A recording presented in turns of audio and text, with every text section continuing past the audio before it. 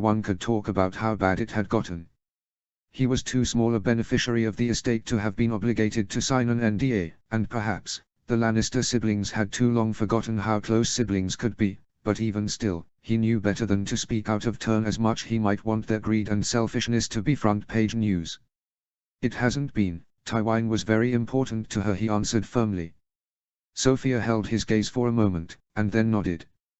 Well, as I said, she noted, the focus would be on her work. Right, he said, well, she'll discuss it with my parents. Sophia gave him a small smile, and will you be for or against?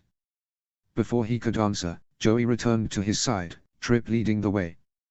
Trip is going to read your article, Sophia, Joey told her, on the Opera House.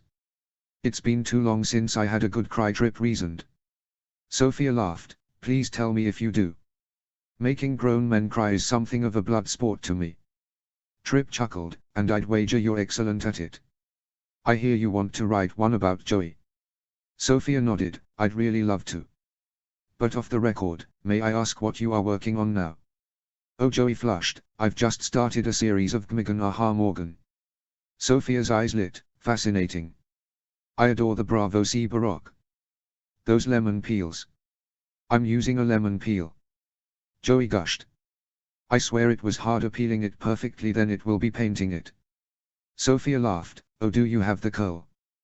Joey nodded and pulled out her phone, offering to Sophia. Oh, she breathed, what a perfect assembly. Then scrolled in, that textile. I've been looking for a heavier fabric for curtains in my bedroom, I'm borderline nocturnal, may I ask where you found it? There's the most wonderful seller at the monthly market in Old Town. Joey offered, then scrolled on her phone, this is it up close. I had originally been thinking the same for it, but my home is a bit too pastel. Mine is more earthier tones, Sophia told her. This would be perfect, Joey told her. I would be happy to give you the name, but once I'm done with this painting, I won't need this fabric anymore. It would need a steam, but I'd be happy to give it to you if you'd like it. Really? Sophia asked. I'd reimburse you, of course. Joey waved her off. Don't be silly, it was practically a crime how little I paid for it. I would feel so much better knowing it was being used. I have yards of it. How many windows are there? 3, Sophie said, but it's a corner room. The sun plagues me at all hours of the day.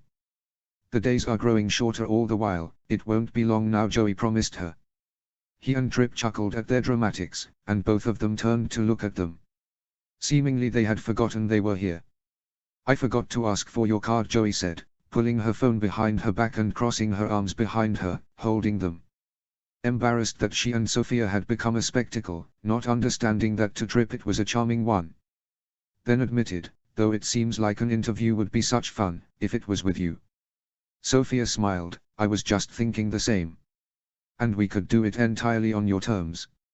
I really would just love to pick your brain about how you plan your series, and I find it fascinating how you allow this frenetic conversation to occur while each painting is so calm and purposeful. I apologize, I'm gushing. No, Joey shook her head, blushing wildly, it's so flattering. And that's exactly what I wanted it to be. We see all of the studies that these artists did and then we see how their own style evolved, but I always imagined this missing piece of the conversation.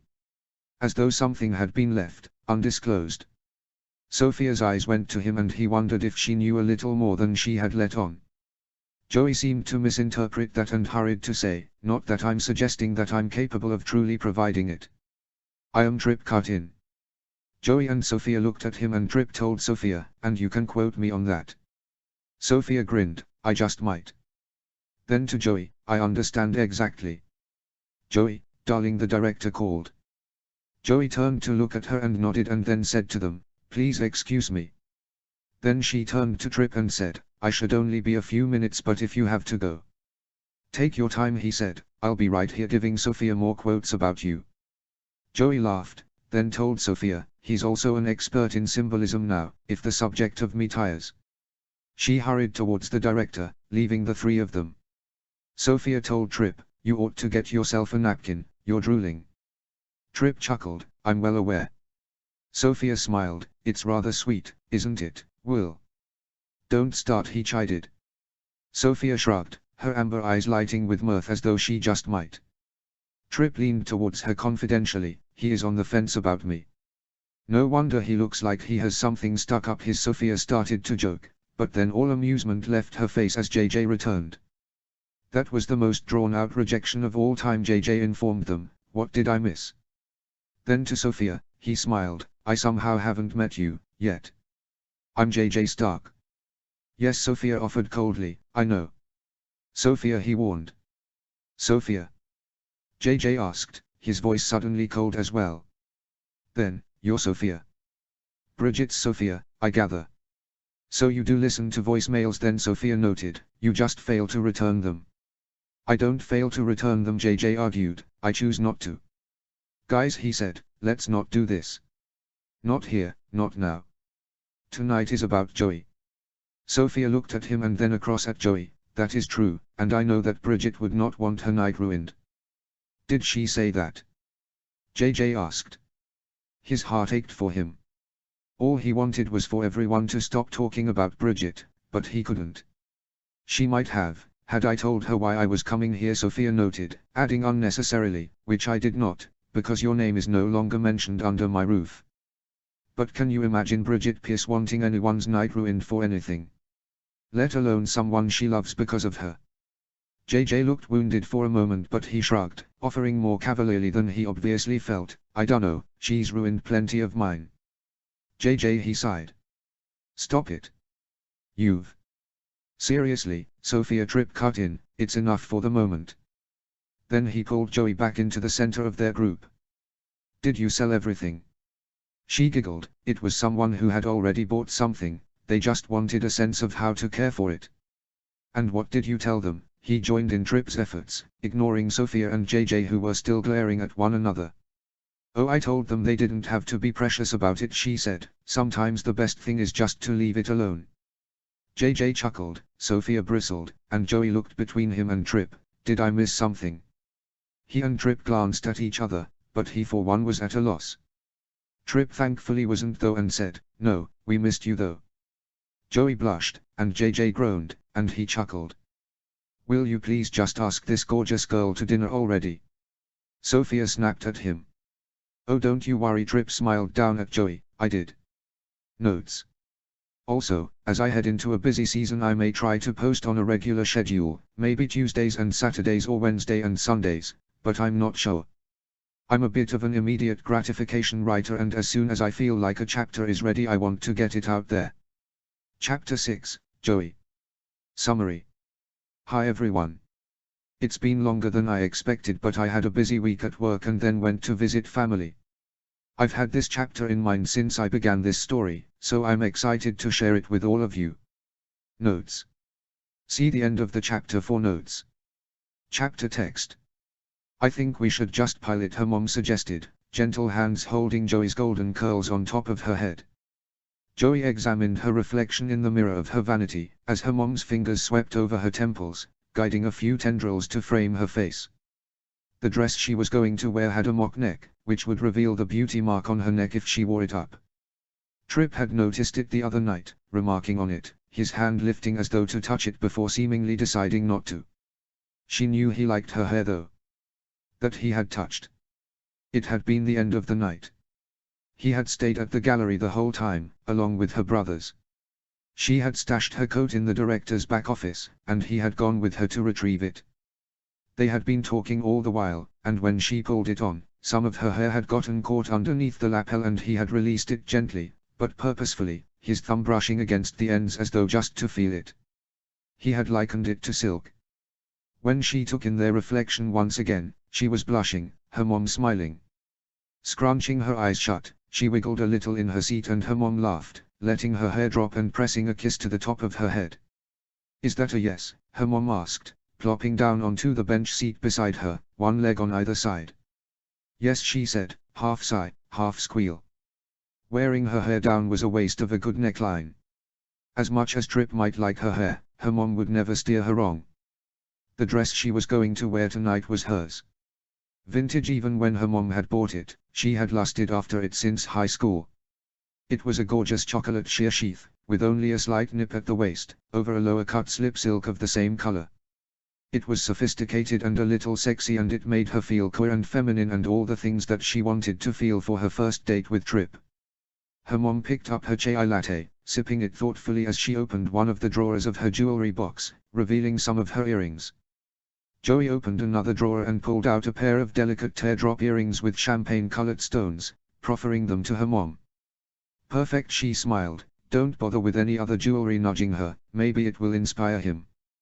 Joey laughed. "It's our first date."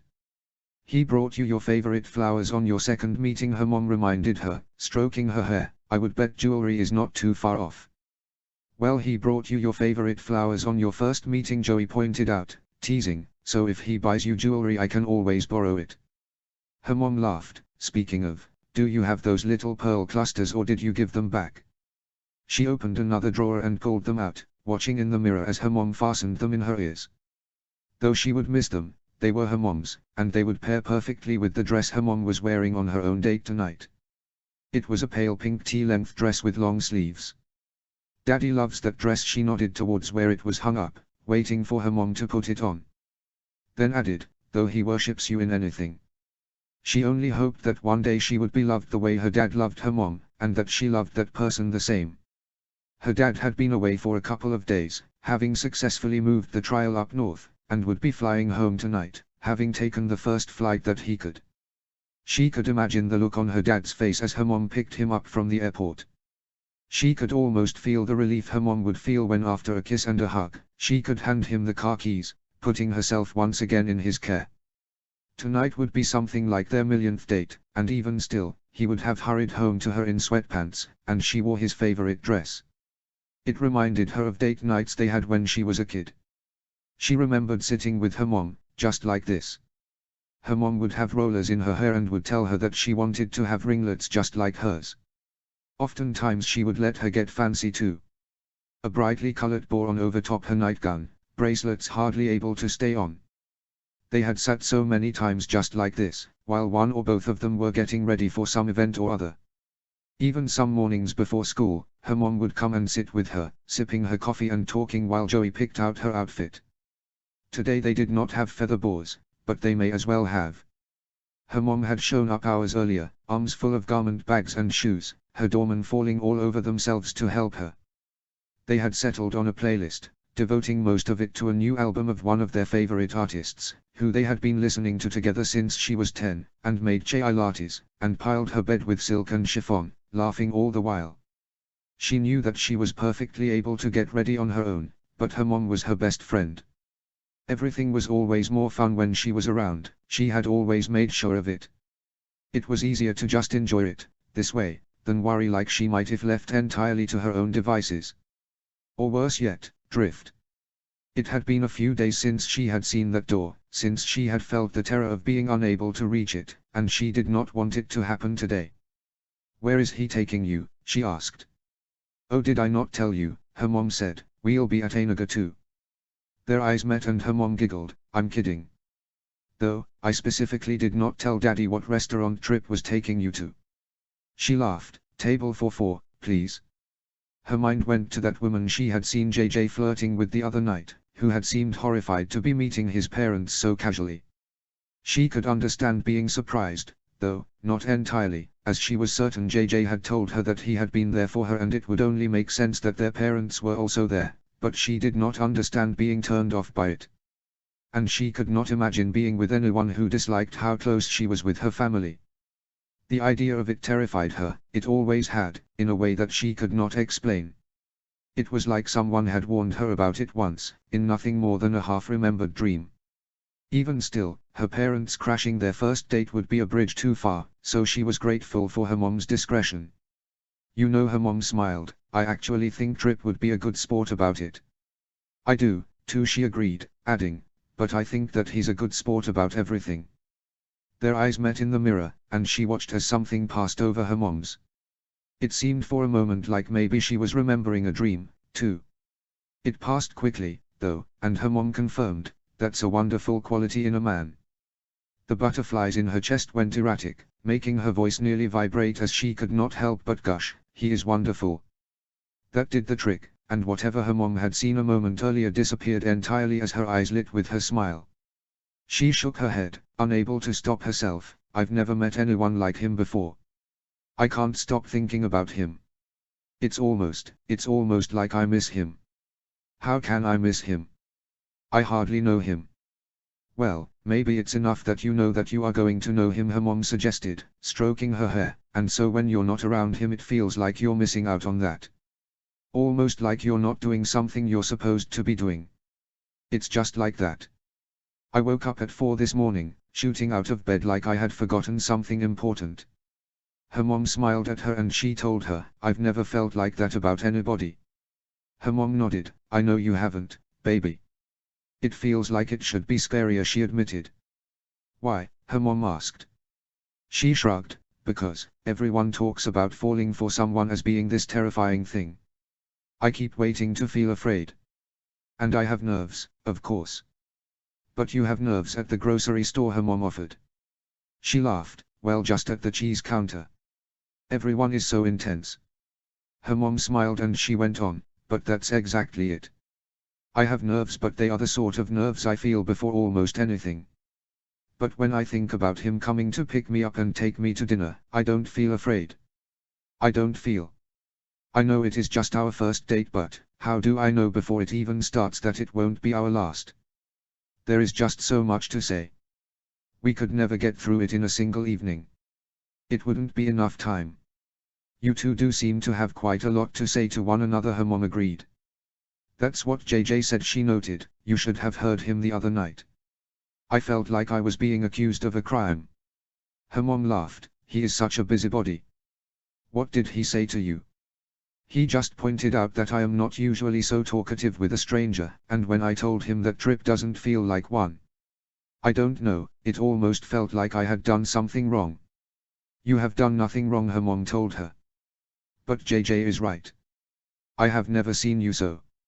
I have never seen you so easily in a boy's company as you were with Trip the other night. It feels different to you, doesn't it? So it's not wonder that it looks different to all of us. Do I look foolish? She wondered. Her mom looked at her in the mirror, her brow knitting, and she explained, I feel like a fool when I am around him. I just hang on his every word. I imagine it looks a bit silly, but I don't know how to help it.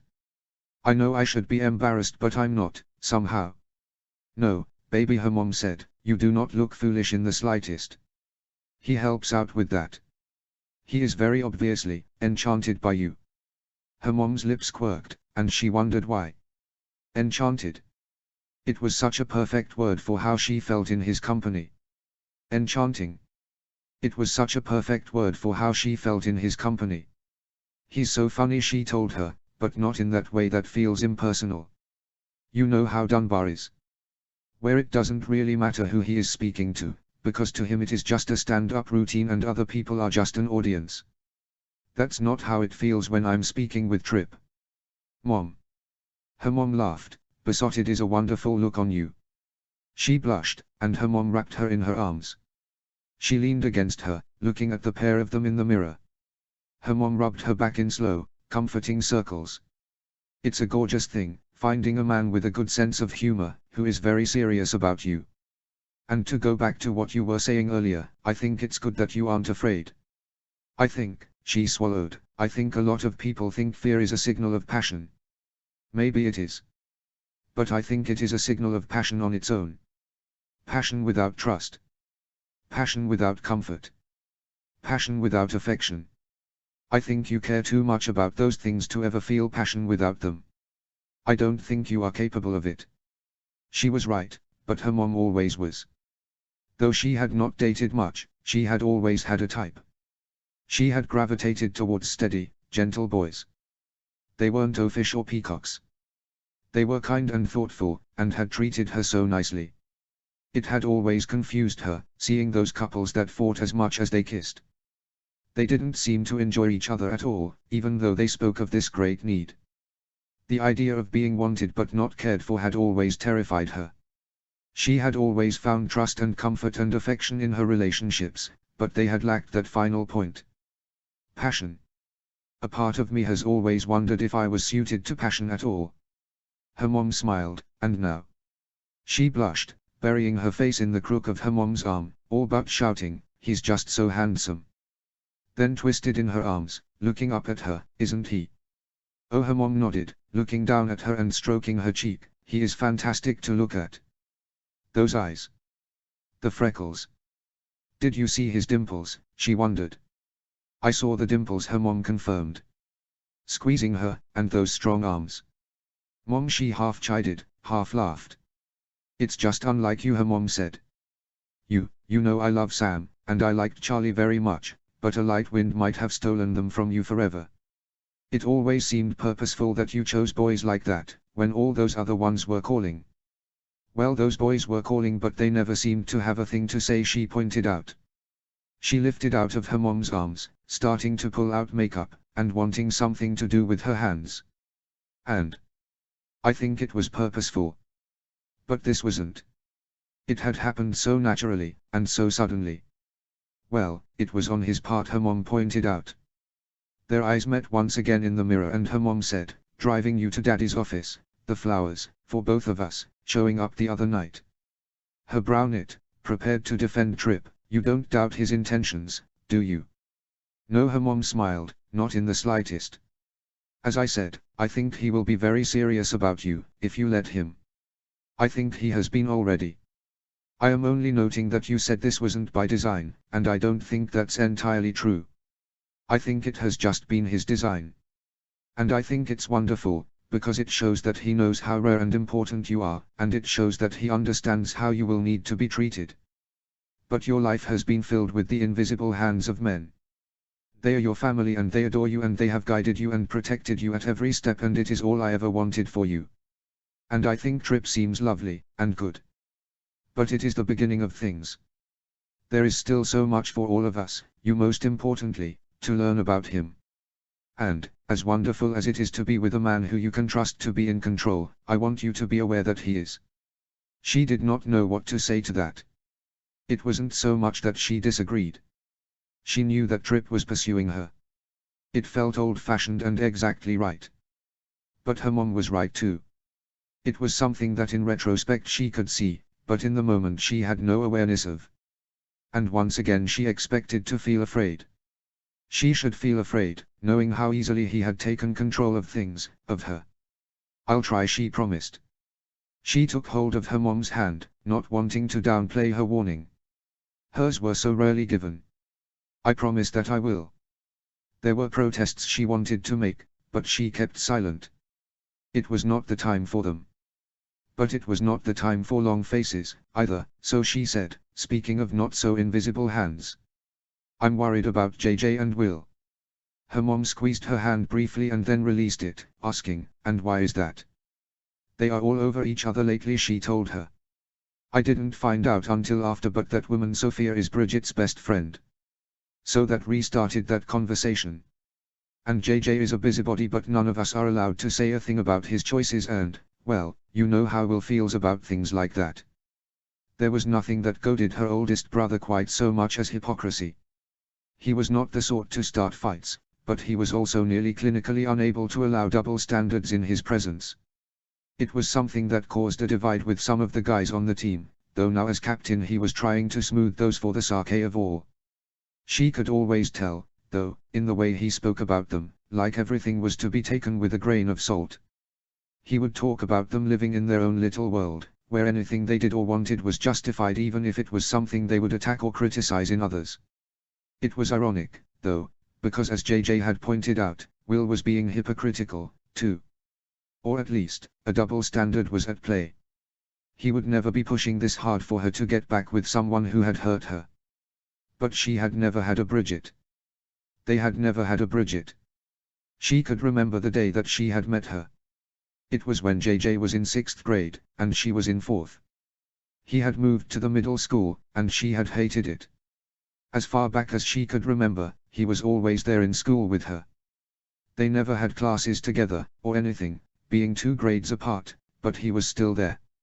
She could feel him there, his hands were not always invisible. So when he had gone to middle school it had been a hard transition for her. Her mom would pick her up, and she would be on tenterhooks as they waited to pick the boys up. One day, JJ had been delayed, and she and her mom had gotten out of the car to see why. They found him sitting on a bench with Bridget, looking over a math problem together. She could remember Bridget's silky brown hair, and the alternating blue elastics of her braces, and how her smile was so big in spite of them. JJ had asked if Bridget could come over, and even though they were 2 years older, Bridget let her join everything with them. A miracle, practically, to a younger sister. It felt like she understood, somehow, how much she missed JJ. She didn't even need to say anything, she just wanted to be around him, and Bridget always made her feel perfectly normal about that, like it made absolute sense that on all the days that she came over, it would be the three of them doing homework together. When she had seen her drawing, Bridget had insisted on her giving her lessons. Bridget had no talent whatsoever and was such a good sport about it. Her parents found it hilarious, and every time her mom was making the grocery list she asked for Bridget's order for the fruit of the week to be their still life subjects. When JJ finally asked her to be his girlfriend in 8th grade, it was like she already belonged to all of them. When she got into high school with them, on the afternoons that JJ had practice, Bridget would drive her home and she would come over and they would study together, or hang out with her mom, until JJ got home from practice, and then it made sense to all of them that Bridget would stay for dinner, where hers were celebrated just as much as hers and JJ's and Will's, and it wasn't until after dinner when Bridget and JJ would go to his room that it occurred to any of them that he was the real reason. She was there. In some ways, Bridget had been a big sister to her. And she had been such a good one. Fun and kind and loyal. When JJ had lost her, they all had. And while she understood that his loss was greater than theirs, he seemed to have no understanding of theirs at all. Which was okay, because pain could make people selfish the same way joy could. And it didn't say anything about his character, just the extent of it, his pain. I take it back, you are all such busybodies, her mom sighed. Wrapping an arm around her, this is the downside of being so close. Sometimes there isn't room for everyone's opinions. I just want everyone to be happy, Joey told her. Her mom waited and she admitted, and I can't help but think JJ won't be happy without Bridget. All those girls he dates. He doesn't care about any of them, but he tries to, and then the trying hurts. I hate it when he's upset. And if that makes me a busybody, then that is what I am. I know, baby, her mom agreed, whispering, and I agree with you. But he's made it clear that none of our opinions are going to sway him. So I think we all just need to not add to his pain by needling him about it. I haven't said a thing since Monday, Joey told her, and he brought it up. I promised I would let it be, and I will. I do not think Will has made the same promise. Meanwhile, JJ wants to find Will a wife. Her mom laughed. Arranged marriage, dating show, what is he thinking? Joey smiled. I'm not sure, he hasn't shared his plans with me yet. We were meant to look at the gallery opening, but I let the team down. Besides, Will spent most of the evening with Sophia, anyway. There was something weird going on there as well, though I think that had to do with Bridget, maybe. Sophia and her were roommates in university, apparently. Small world, isn't it? Isn't it just, her mom agreed. Now, should we talk about Sophia? She nodded. I've been thinking about it more like you said I should, and I think I would like to do the article. She's so lovely, I think we would have such fun, and she's a beautiful writer.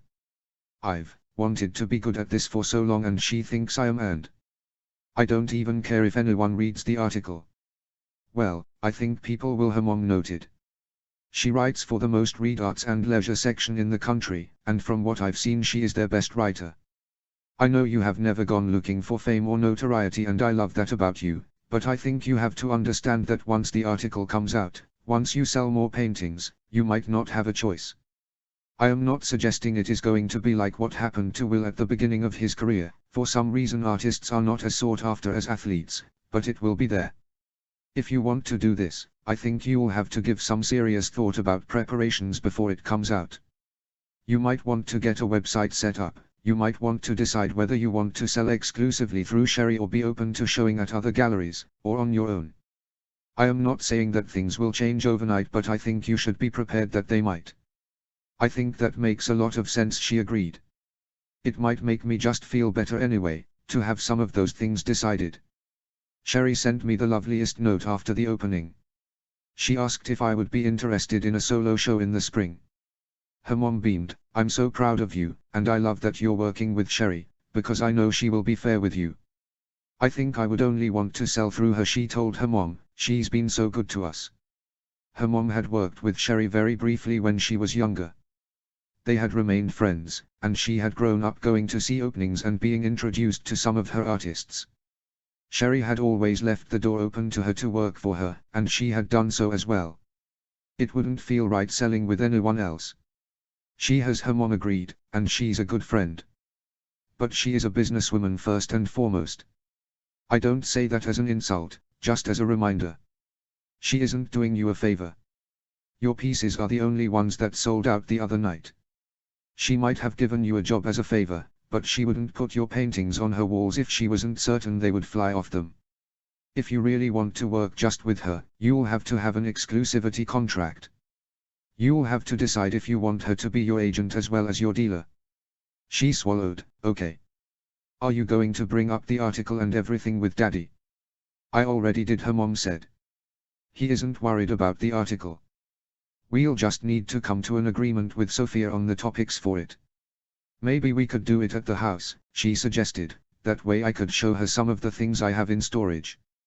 While she was in university, her uncle Rukun had transformed one of the outbuildings of Winterfell into a warehouse for her artwork. It was climate-controlled and had custom racking, making her work seem far more important than it was. I think that would be perfect, her mom agreed. Then looked at her. I'm very happy that you want to do this, baby. You never want to celebrate yourself. The idea of it made her uncomfortable, it always had. She had never enjoyed being the center of attention, preferring her victories to be celebrated quietly and intimately with her family. And she knew that this was celebratory. But it felt like with Sophia it could just be a conversation about art, which had always been one of her favorite topics. The fact that it was hers was almost incidental. Except it wasn't, because she had always wanted to be good at this. She had worked at it for as long as she could remember, and though it had never been a trial, it had always been an effort. I don't think it will be a puff piece, or anything, she told her. I hope not. But, that doesn't seem like the type of writing she does. Though you can always tell how much she loves the thing she is writing about. She had read a number of articles that Sophia had written, and found that she had been reading them for years.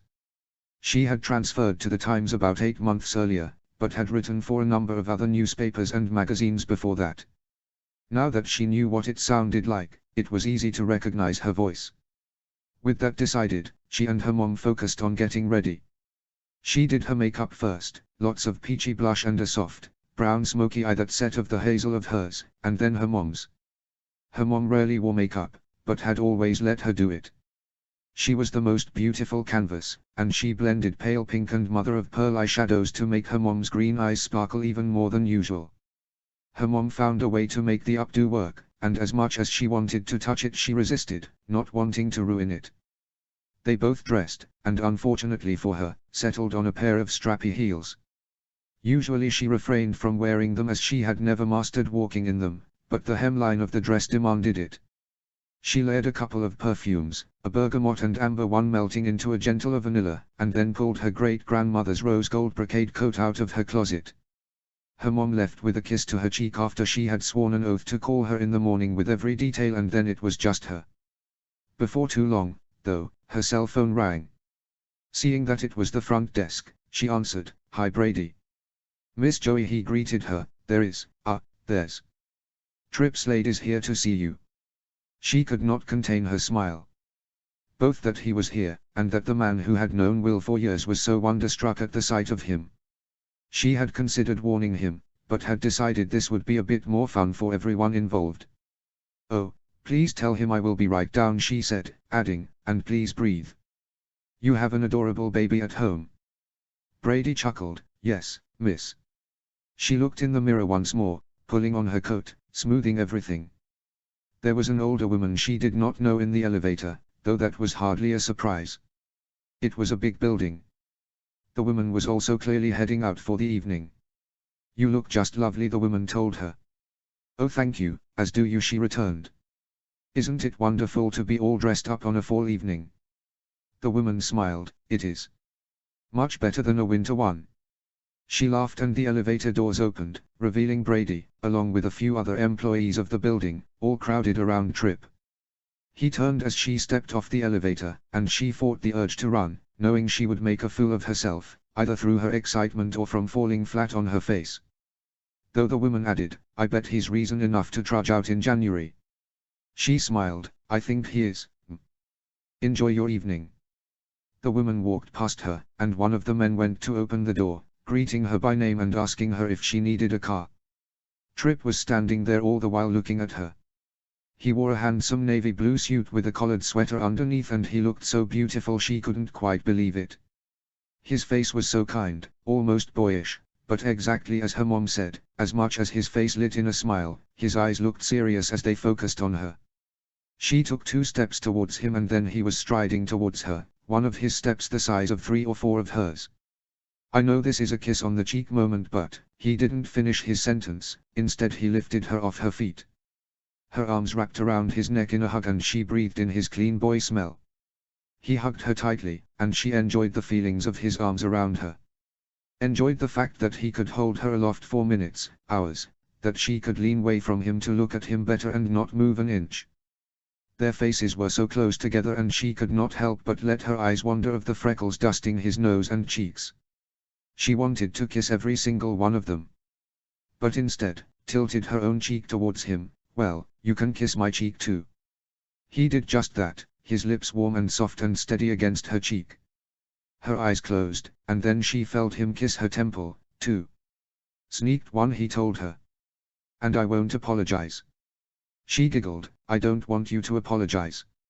Looking at him once again, she all but gushed, "I'm so happy to be with you." His grin widened, "You have no idea how long I've been looking forward to this, Joey." Her mom's words came to mind, proven true within moments. She might have looked silly, if it weren't for him. He was just as invested as she was. So she could tell him, "You look very handsome." "That's what my mom said," he confirmed. She grinned, "Did you send her a picture?" "No," he chuckled, "I FaceTimed her." "Oh," she smiled, "My mom just left." "Oh really?" he asked, "I didn't see her. I was bummed I didn't overlap with her the other night." "She's a doll." "She's the dolliest," she agreed. "Did your mom help you decide what to wear?" "Yes," he confirmed, "she thought the sweater made me look trustworthy." A giggle left her lips, "She's very wise. I've seen you in a suit and tie and you look positively treacherous."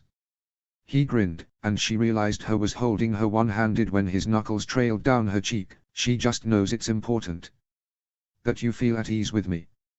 Well, you can tell her it worked, thanks to her, she told him, her fingers smoothing his collar, "and not just because of this sweater." His eyes wandered over her once again, and then he kissed the cheek he had not yet, before setting her down. "You're so tall," he told her, kindly, even though her head didn't reach his shoulder even in the heels. His hands held her arms and he stepped back to look at her. "It's the heels," she told him, lifting one of her feet and twisting her ankle. "They'll have me holding on to you all night, though." "They'll have me holding on to you all night," he told her. She laughed, and when his hand moved down her arm and took hold of her hand, she followed him without thought. Except it was not without thought. Her mom's words were ringing in her head, as was her promise to her. She was taking note of it, taking stock of it, now in real time. Yet nothing changed. She did not stop following him.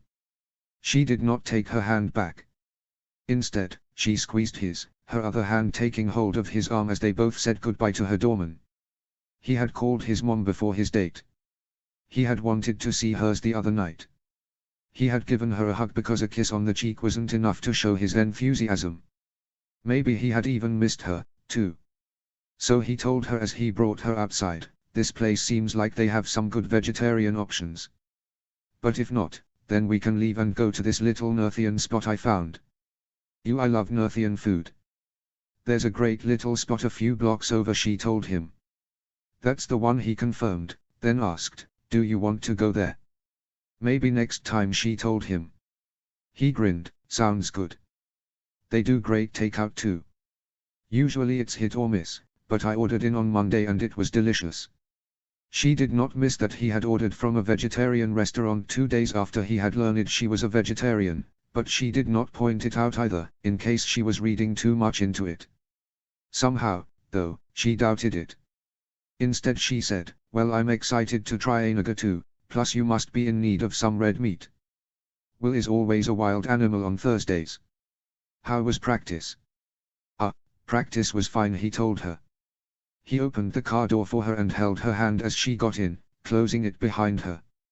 She watched as he walked around the car and then got into the driver's seat, buckling her seatbelt as he turned on the car and pulled away from the curb. "Was practice really all right?" she asked. Then added quickly, "We don't have to talk about it if you don't want to." No, it's fine," he said, "it won't be a surprise to you." She turned towards him, crossing her legs, and he sighed, "Wilkins and Greer. It just isn't working quite yet." She nodded. "I'm sure Wilkins was upset Mormont pulled him out on Sunday, but he deserved it." Wilkins had completely let the team down on Sunday, leaving Tripp vulnerable, forcing Will to split his focus. It was a huge problem. She had been furious, not just for Tripp and Will, but for the whole team, for Mormont, for Wintertown. It was petty, and he was paid far too much to be petty. "Yeah," Tripp agreed, "I just don't want him gone because of me. You know, Mormont basically told me the same thing that you did. But he also mentioned that if Wilkins needed to be replaced then he would be. And I don't want that. I really don't want that. When he's good, he is one of the best in the league." "I agree," she told him. "But he can have one of the worst attitudes." "Not always. But he can." "Right, but it's because he's loyal," Tripp noted. "And I don't think someone should be punished for loyalty." She smiled, "And I will bet you anything that Mormont knows you feel that way." "What do you mean?" he asked her. She shrugged. "Well, Mormont wants you to lead this team. With some guys, the best way to get them to lead is to make them feel powerful. With others, like Will, like you, the best way is to make them feel responsible. I would bet you anything Mormont has not made the same threat to Wilkins. He made it to you on purpose." Tripp was silent for a moment, running his hand over his face and then reaching over and taking her hand. "Just promise me you and Mormont aren't in cahoots." She laughed. "I can't do that. Mormont and I are always in cahoots, though usually it is pastry related." He grinned, interlacing their fingers. "I don't want to talk about football all night. But one night soon I am going to want to talk to you about football all night. I need to know what else is in that mind of yours." "Maybe Overnathian food," she suggested. "Yeah," he said, squeezing her hand, his thumb trailing over her knuckle, "you've got yourself a date. So, have you thought more about the article?" "Oh, yes," she told him, "I think I am going to do it. I'm a little nervous about it. I don't want to become self-important, or anything, but it's so flattering that she wants to write about me." "I don't think it makes you self-important at all," Tripp told her. "Art is important to you, there's no reason you shouldn't talk about that. If I had to bet, Sophia will be the one talking about how great and important you are, and you will be talking about your love for it. That's exactly how it's supposed to be." She smiled. "That's true. I mean, not the important part. But." "No," he grinned, "that's definitely true. But I'm glad you're going to do it. Especially with her. That girl cracks me up." "She's so great," she agreed. "I had such a wonderful time talking to her." 243 ain't bad, Tripp noted, flicking his blinker on and turning onto a busy street. "What do you mean?" she asked. "Well, she and JJ didn't exactly warm to one another, did they?" Tripp pointed out. "I do want that backstreet tonight, by the way." "But her and Will." "Her and Will," she repeated, and then thought about the other night. She and Sophia had dominated the conversation, but every time she looked over, she and Will were standing together. At one point it had almost looked like they were arguing. At one point it had almost, oh my. Tripp. Oh, I really am a fool and it's all your fault." He chuckled. "Well, I'd like to say I'm sorry, but I have a feeling I'm not going to be." She giggled. "No, it's just. I was so overwhelmed the other night with my pieces selling and then meeting Sophia, who is just the loveliest, and then you being there, and I was so. I was just so excited you were there and I completely missed it." "How did I miss it?" "I am deeply flattered," he told her, because honestly, I have no idea. Will was as subtle as a freight train the way he was staring at her. And she was looking everywhere but him. A tale as old as time. Oh, she smiled, she is so unlike anyone he has ever dated in the best way. She's got spunk. She certainly does. Trip chuckled. I saw them meet. You could say sparks flew. What does that mean, she wondered. I'll tell you over dinner, he promised. Then asked her, you really didn't notice? No, she lamented, and if there is one thing I am, it is observant. You are many things, Joey Stark, he told her. And I'm just glad that. I mean, I just want to know all of them. So, I'm glad I'm not alone in that. She felt those butterflies fluttering around erratically, but she told him, well, another thing I am is a busybody, apparently. I have to make this happen now. JJ and I were just talking about this the other night. Sophia? Trip asked. No, Will, and we just think he's ready for a serious girlfriend, she told him. She did not tell him about the land he wanted to buy or why he wanted to buy it. Not yet. She was, apparently, slightly more guarded with Will's secrets than she would have been with her own. Oh, Trip nodded. Yeah, I kind of can't believe he's single. You, me, and every woman in the North, she agreed. Trip said, so a busybody, HM. Is it with everyone or just your brothers? Just my brothers, I think, she told him. We all just want what is best for each other and we can be annoying about it. So I've been told, anyway. He chuckled, I cannot picture you being annoying. But, I have seen how aware your brothers are of you. She turned to look at him and he grinned, a story for another time. And I think it's really amazing. How close you all are. She smiled, knowing the answer but wanting to hear it anyway. It doesn't bother you at all? His brow knit. Why would it bother me? Can't really blame them for being obsessed with you. She laughed. Please tell JJ that the next time you see him. Use those words exactly. No, Trip grinned, he's just starting to like me. It was a shame he didn't have any siblings. He would have been a good one. Loyal and loving. He pulled up in front of the restaurant and the valet came to his side while someone else opened the door for her. Trip came around the front of the car and took her hand. As soon as they got inside, people were looking at him, pretending as though they weren't. He was only looking at her though, and she had another flashback to the day they met. All those women staring at him, and the only thing that could steal his focus from her was a sticky bun. He led her over to the coat check and then stepped behind her. His hand squeezed her waist and she felt her entire body clench, warmth running through her. Her knees felt a little weak. Especially when he asked in her ear, is this all right? His other hand had gone to the collar of her coat and she nodded, not trusting herself to speak as he pulled it off of her. He handed it to the coat-check girl and slipped the token into his pocket, turning her towards him. She watched as his eyes traveled down her body, taking in her dress for the first time. She fought the urge to step back so that he could see more of her. In truth, she was not sure that he would have let her. I was not prepared for this dress, he told her. I was not prepared for you, she thought but didn't say. She didn't say anything, because the moment she opened her mouth, a light cry left it as she felt a large, strong hand on her upper arm, yanking her. Ursula, a cold voice asked. She's my mother, she might have said, if she could speak at all. But she could not say anything. She looked up at the man, trying to see if she could recognize him, but suddenly she could not see either. His large form was blocking out all of the light. Notes. I would love to hear from you if you are enjoying this. Chapter 7, Will. Summary. I have wanted to write this for weeks and honestly have written so many versions of the beginning of it until I settled on this one. I hope you enjoy it. Also, please note this delves into events of the prior story, so the same trigger warnings apply. Chapter text. Calm down. He was not sure there were 2 words less likely to inspire their intention than those. Maybe a few crude ones, but nothing else came to mind. Admittedly, there wasn't really anything in that moment that was going to make him calm down. There certainly wasn't anything that was going to make him feel better, particularly not with the chains Mormont was wrapping around his wrist. This has gone on too long, he told him, trying to force his voice to remain at a normal volume. Mormont had seen it all, but he did not like to raise his voice to him. He respected him too much, and he knew it made Mormont respect him less.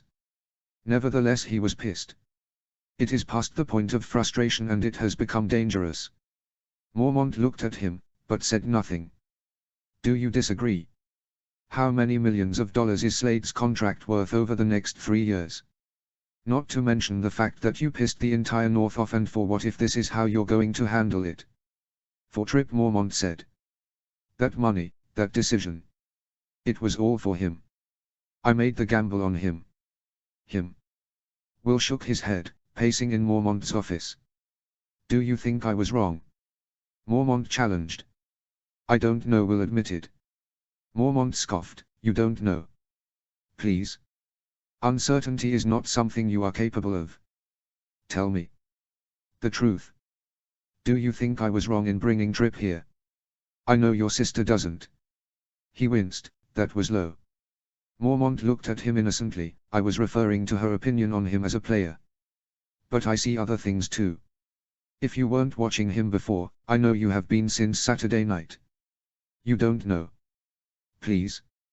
You could tell me everything about that boy down to what he had for breakfast this morning. His coach was right. Will had been observing Tripp since he had arrived in the North. He looked out for all the new players, and a new quarterback who had the next 5 years at least of the team's success riding on them was something else altogether. Besides, he knew what an uphill battle Tripp had, and he knew that Mormont had staked both millions of dollars and his place in NFL history on his decision to bring him here. So he had watched him for weeks, now. He showed up early, and left late. He worked with the backup quarterback, having him go through every drill with him, helping him learn plays. He joked around with the guys that had accepted him, and offered polite distance to those that hadn't. He gritted his teeth when no one else was looking when Grier or Wilkins pissed him off, and grimaced when Mormont told someone off. The coaches liked him. The trainers liked him. The janitorial staff liked him. Tripp had signed up to work with the Direwolves Foundation without being asked. He gave time to the reporters without seeming to court their attention. Will had liked him since he first met him, and respected him before that. He seems like a good guy, he said. And he did. He really did. It wasn't that he wanted to find something wrong with him, but if there was something to find, he wanted to do so before it was too late. Looking out for him was his responsibility as team captain, watching him like a hawk was his prerogative as an older brother. That wasn't my question, Mormont noted. Will clenched his jaw and said, I don't know. And it isn't because I'm uncertain in my opinion, it's because I genuinely do not know what he will or will not do. You should have. He knows how to go after what he wants, I'll tell you that much. The way he looked me dead in the eye, and he had no problem going after Joey right in front of me, right in front of my whole family. But for some reason when it comes to Wilkins, his what? Mormont asked. Pussyfooting. No, Will said. I genuinely don't know if he's too polite or if he thinks that just keeping his head down and doing good for the team is the way through. But at a certain point the problem isn't that he's letting it happen. The problem is that we are. Mormont shook his head, no. Yes, he nodded. Yes, it is a fucking problem that we are all watching him get sacked over and over again because the person meant to block for him is holding out hope like he is waiting for his husband to come back from war. Mormont smirked, I'm serious. For the life of me I cannot understand what Wilkins thinks he is gaining with this loyalty. The fans I get. That relationship is always lopsided, and it was especially there. Martyrs to an unmoved God. Awfully poetic for you, Stark, Mormont noted. Joey tell you that? Obviously, he sighed.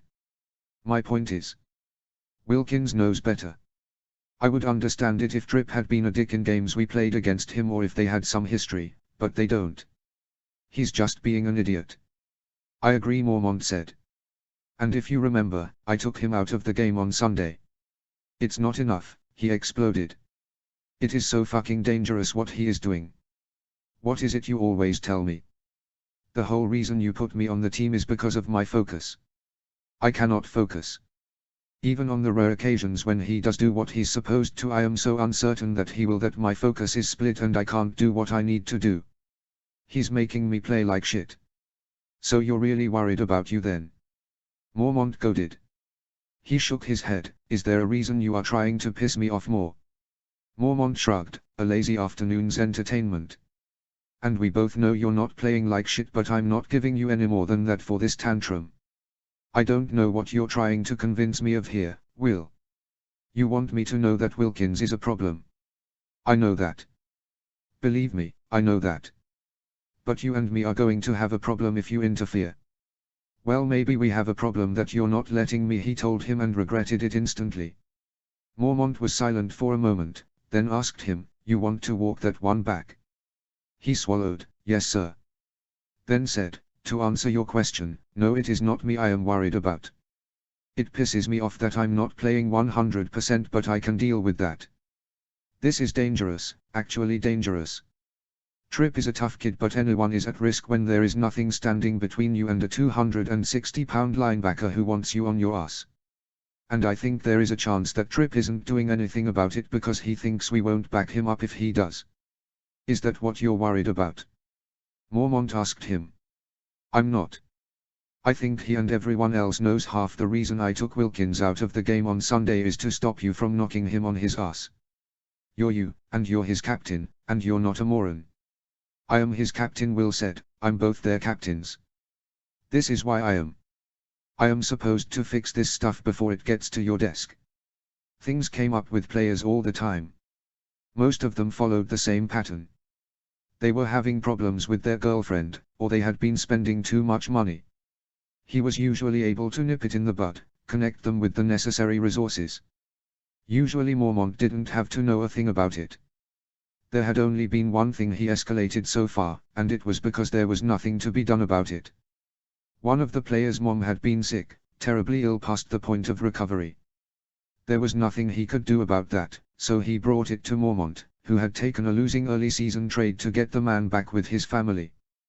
They had played against him 2 weeks ago, and when he had seen the black armband on the man's arm, he had found one for himself at half-time. Certain things were out of his control. This wasn't. Trust me, Stark, it's on my desk, Mormont told him. You think I don't know you could handle it in about 5 minutes? I didn't gamble on you. You're as close to a sure thing as anything I've seen. I gambled on Tripp. And it wasn't just his arm, or that focus of his, that is the only one I've seen to rival yours.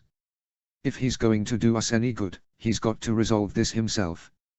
You are the captain, but he's the quarterback. At a certain point, he's got to lead. I don't need this fixed. I need him to fix it. And what happens if the next hit breaks his arm? Will said. You just lose the bet, we lose our season and he loses his career. Mormont looked him in the eye. They don't call it a gamble for nothing. I'm so annoyed with you, he told him. Mormont shrugged. I've had worse.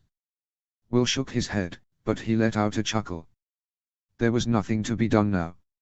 He had said his piece and they had ended up exactly where Mormont wanted them to. So Mormont said, him and Joey, huh? He fixed his coach with a look. Mormont chortled. Well, as you said, we know he's got balls. Smoothing his hand down his face, he said, he showed up at her gallery opening on Tuesday. He's taking her out tonight. I don't want to talk about it. Clearly Mormont smirked, then sighed, don't you worry there, Stark. Joey's a smart cookie. Yeah, he agreed. Then said to Mormont, and Tripp's a good guy. Right. That's not something else you're gambling on, is it? Mormont scoffed, with her. Never. Will nodded, comforted at least by that. Mormont loved Joey. He had ever since they were negotiating his first contract. And he knew a little about his family's history, given how firm he had been that Joey's birth father was never to be involved with the team. While he might tease him, he would not take the idea of anything happening to her lightly. Maybe I'll get her to come in here and convince you to do something about this situation, he suggested. You never resist her. Well, she's sweeter than you are, Mormont noted. And I'll bet she's on my side of things. She's not on the side of Tripp getting knocked on his ass, Will pointed out. And honestly, because of that you'd think I'd be, but. Mormont chuckled, go on, get out of here. He nodded and headed for the door, and Stark, I won't have you getting this annoyance out in the gym. You pushed yourself hard today already, go have some fun, take a girl out or something. Unwillingly, an image of Sophia appeared in his mind. She did that a lot, and though he didn't mind. He could not stop thinking about her. He had spent the better part of last night scrolling through Bridget's Instagram, just hoping for glimpses of her. It had gone back nearly 10 years, to the girl's first night of college. Sophia had stood out even then, all the girls in their going-out tops and jeans, while she was wearing a kaftan cinched at the waist with a scarf of a different pattern, towering over the others in her flat sandals. She and Bridget seemed like an odd pairing. They were so different on the surface. Both beautiful, of course, but Bridget had always been purposefully, unapologetically plain. She didn't care about fashion or glamour, a cozy, girl-next-door kind of pretty with a personality to match. Sophia on the other hand was all hard edges, or at least she was with him. Less so with Bridget, which was obvious even in photographs. Bridget seemed to have a knack for catching Sophia at her unglamorous. A washed-out shot of Sophia as she glared at the camera while brushing her teeth, one of her laughing on the floor, having apparently crumpled under the weight of all the shopping bags she was carrying. There had even been one of her flipping off the camera in a series of photos of them on a hike. Though that one had given way to a crushingly beautiful one of Sophia's eyes glimmering as the sun set in them. He had looked with only one intention, of seeing her more. Her handle had been right there, but when he clicked on her profile he found that it was private. His thumb had hovered over the follow button, but the image of her face upon seeing the request had made him quit out of the app entirely. It was not just that she was beautiful, though that was a large part of it. She was beguiling. There was no other word for it. Usually he was fairly good at sizing people up, he always had been. On the whole, people were a lot less complicated than they wanted to believe. She was a mystery, though. He had found the article Joey had talked about, and while he hadn't cried, he had been swept up in it.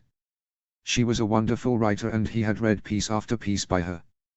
There was no intent to appear impartial in her writing, she had a point of view and it was impossible not to take it on as the reader. She was witty, which was not surprising given what he did know of her, but more sentimental than he would have thought from their conversations.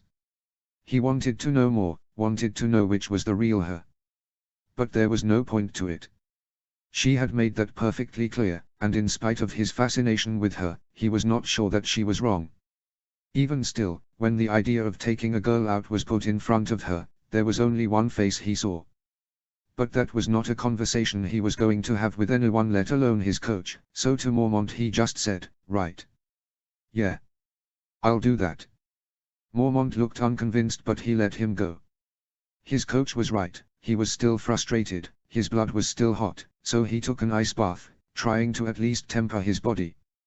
His mind was too active though, and it would not work. After a while, he got out and looked at his phone.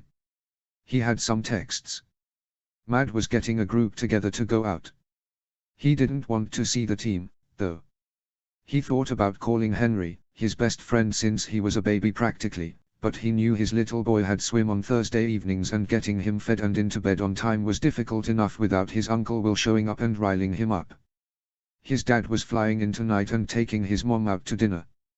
Joey was out with Trip. He called JJ. There was still some awkwardness between them. Made worse by JJ realizing who Sophia was on Tuesday night. To him that fact that Will had been talking to Bridget's best friend all night was another point against him. He did not like the idea of them keeping score at all. "Hello," JJ answered in a voice that had made him smile since they were kids. Maybe he didn't want the rift either. "Hey," he greeted him, "want to grab a beer or dinner or something? Maybe crash Joey's date?" "Did she tell you where she was going?" JJ asked. "Her and Mom wouldn't tell me anything. They were actually so happy about not telling me." He chuckled, knowing that Joey and their mom would have turned this into one of their bits. "No, I couldn't get it out of either of them." "But do you?" "Oh, I would man, but I am taking this girl out," JJ said. "I met her yesterday. But it's casual. You could come." Will rolled his eyes. The last thing he wanted to do was crash JJ's date, but the fact that he was being invited to do so told him that the last thing JJ wanted was to go on this date. JJ would never let a girl near him until they had already slept together, thinking inaccurately that girls would pursue him instead. If they did, it was only because of his job, not because of him. But the fact that JJ wasn't worried about it meant he had no interest in the girl he was seeing tonight. No, he said, you, have fun. I'll talk to you tomorrow. Sure, JJ said, then made him laugh when he admitted, I really don't want to go. You can't cancel, he told him. Just go and have a drink and say you have an early day. Yeah, JJ said. Jay, he asked. I don't, never mind, JJ sighed. Come on, Will prompted. I just know that if I go I'll pursue it because it feels like the thing to do, but JJ told him. But you're kind of tired of pursuing people you have no interest in catching. Will suggested. It's not the catching, JJ told him. It's the keeping. They had always been unilike in that way. JJ had always been the more promiscuous of the two. Will was far from celibate, but by the standards of a professional athlete he was. Yeah, Will agreed. Well, maybe try to think of that while you're on the date and go home early. You can't blame her for feeling pursued if you're pursuing her. Right, JJ said. Well, whatever, night. With that he clicked off and Will was left with guilt churning in his stomach. He had no idea why every conversation between them was ending like that these days, with one or both of them upset. He showered and left the practice stadium, driving towards his old neighborhood. With plenty of options, and nothing to do, he decided to get some errands done. His first stop was the pharmacy, where he picked up a refill of his allergy medication. He then parked in front of the dry cleaner. The fluorescent light spilled out onto the dark sidewalk, commuters walking past on their way home from work. Most were bundled, but he wore his light jacket open, his blood still hot from earlier. There was a ding as he opened the door, and he saw a small line. A man directly in front of him turned around, his eyes widening when he saw him. He gave him a closed-lip smile, the one he felt was polite but not inviting. Unless there was a good reason for it, he always tried to be good with his fans. He appreciated them so much and he didn't like making them feel like he didn't. He didn't long for their attention, though, either. You other man started, clearing his throat, can go in front of me. Oh, his brow furrowed, no that's. No, the man nodded, and he was already perspiring. I forgot something in the car. With that the man fled. Not the strangest interaction he'd ever gotten, but it was at the top of the list for this week. Nevertheless, he stepped forward, behind a tall, slender woman with dark hair. He barely had the chance to register this before she gathered up her hair and the scent of orange blossoms wafted over to him. Sophia, he asked. She turned around and there was that face. Confirmation of how little makeup she wore by the fact that she was clearly not wearing any now. It looked as though her cheeks had been scrubbed raw though. Of course she nodded. Then saluted, Stark. He did a little flourish with his fingers in return, Lord. He wanted to ask her if she was okay, but he knew, it had been very gently yet very determinedly drilled into him that to suggest that a woman looked tired or even sick was tantamount to calling her a troll. I had a facial, Sophia explained. With either a devil or a very devoted follower. Oh, he nodded, trying and failing not to smile. I'm sorry. What did they do? Looks like there was a fair amount of excavation. Rude, she protested, laughing. Then winced, touching her cheek, but truly it did feel like she was drilling for oil. Maybe she just couldn't find anything wrong on the surface, he suggested. Amber eyes flashed for a moment, meeting his, and he felt his cheeks color immediately. He might as well have just told her that he had spent hours scrolling social media that wasn't even hers just to look at her face the night before. She was looking at him like she already knew, though he had been incredibly careful not to like any photos, even when he found the one of her and Bridget dressed up in inflatable cow costumes from Halloween one year. She was even cute as a cow. Sophia could have teased him about that statement, but she merely smiled, better than my story of her being a sadist. Yeah, but in yours she could have a costume, so he suggested. She laughed, that great belly laugh that made his fingers twitch from wanting to feel it underneath them. Yes, it all comes down to whether I want to appear better or she worse. She squinted, something to ponder. He nodded, keep me posted on that, HM. Her eyes wandered over his face, we shall see. She then went to turn around, but tilted her chin back towards him. I have been waiting by the phone for news of my own from your sister. My dad has been away, he told her. He's back tonight. I'm sure we'll talk about it this weekend.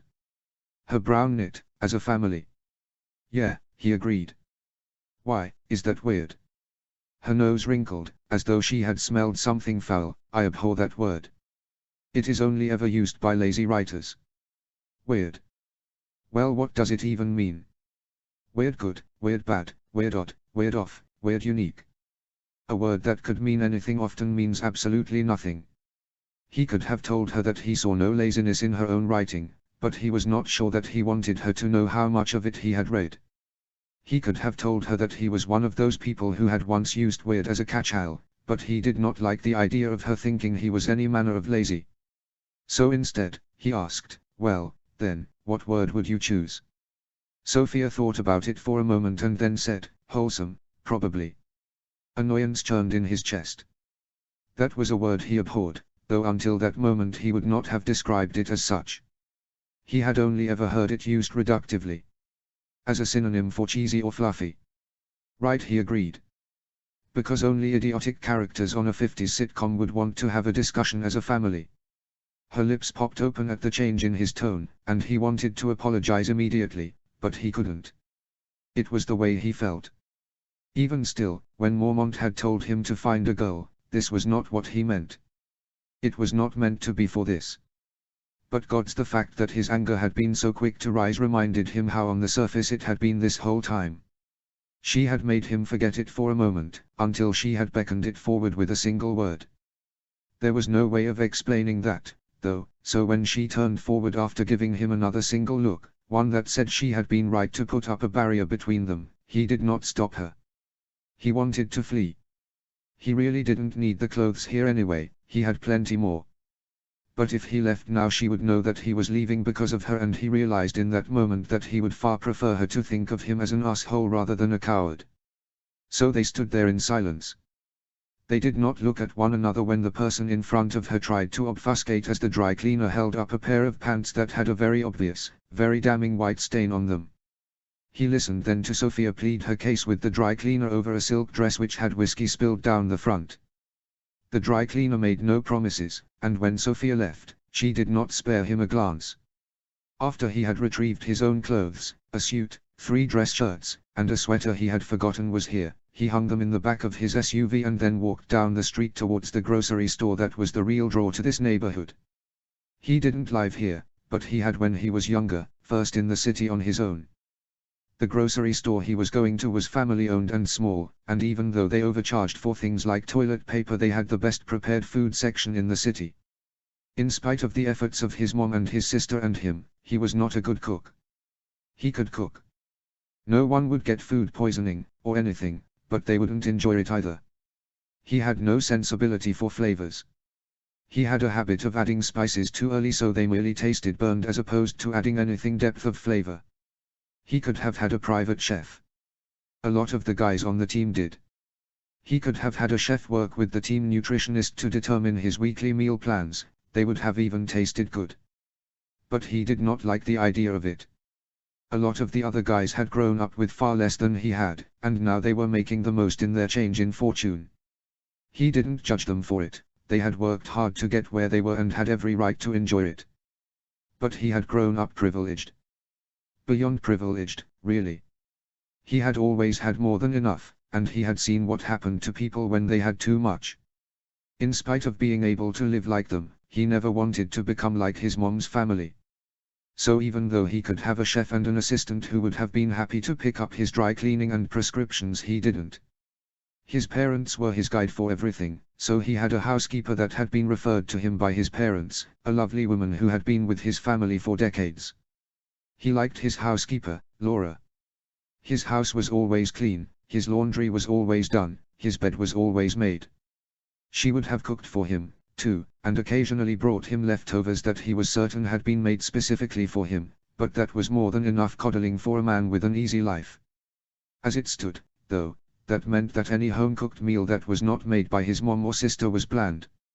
He walked into the grocery store, bypassing the fruit section. Winterfell's orchard kept him in good supply, and it was growing too late for all of it, so he would ransack the stores this weekend. He grabbed some vegetables though, picking up a few heads of cauliflower and a bag of sweet potatoes, hoping he could convince Joey to come over and season it for him if he promised to do all the chopping. It would not take much convincing. Joey loved to cook for him, and all the people in her life that she loved. It was one of her favorite ways of taking care of people, though she never seemed to find more. He knew it was at least a little why Sophia's statement had annoyed him. As charmed by Joey as she had been, he had seen the way she had looked at how he had treated Joey, the way Trip was treating Joey. There had been a flash of judgment there. Like they were babying her. That annoyed him. First of all, she was his baby sister.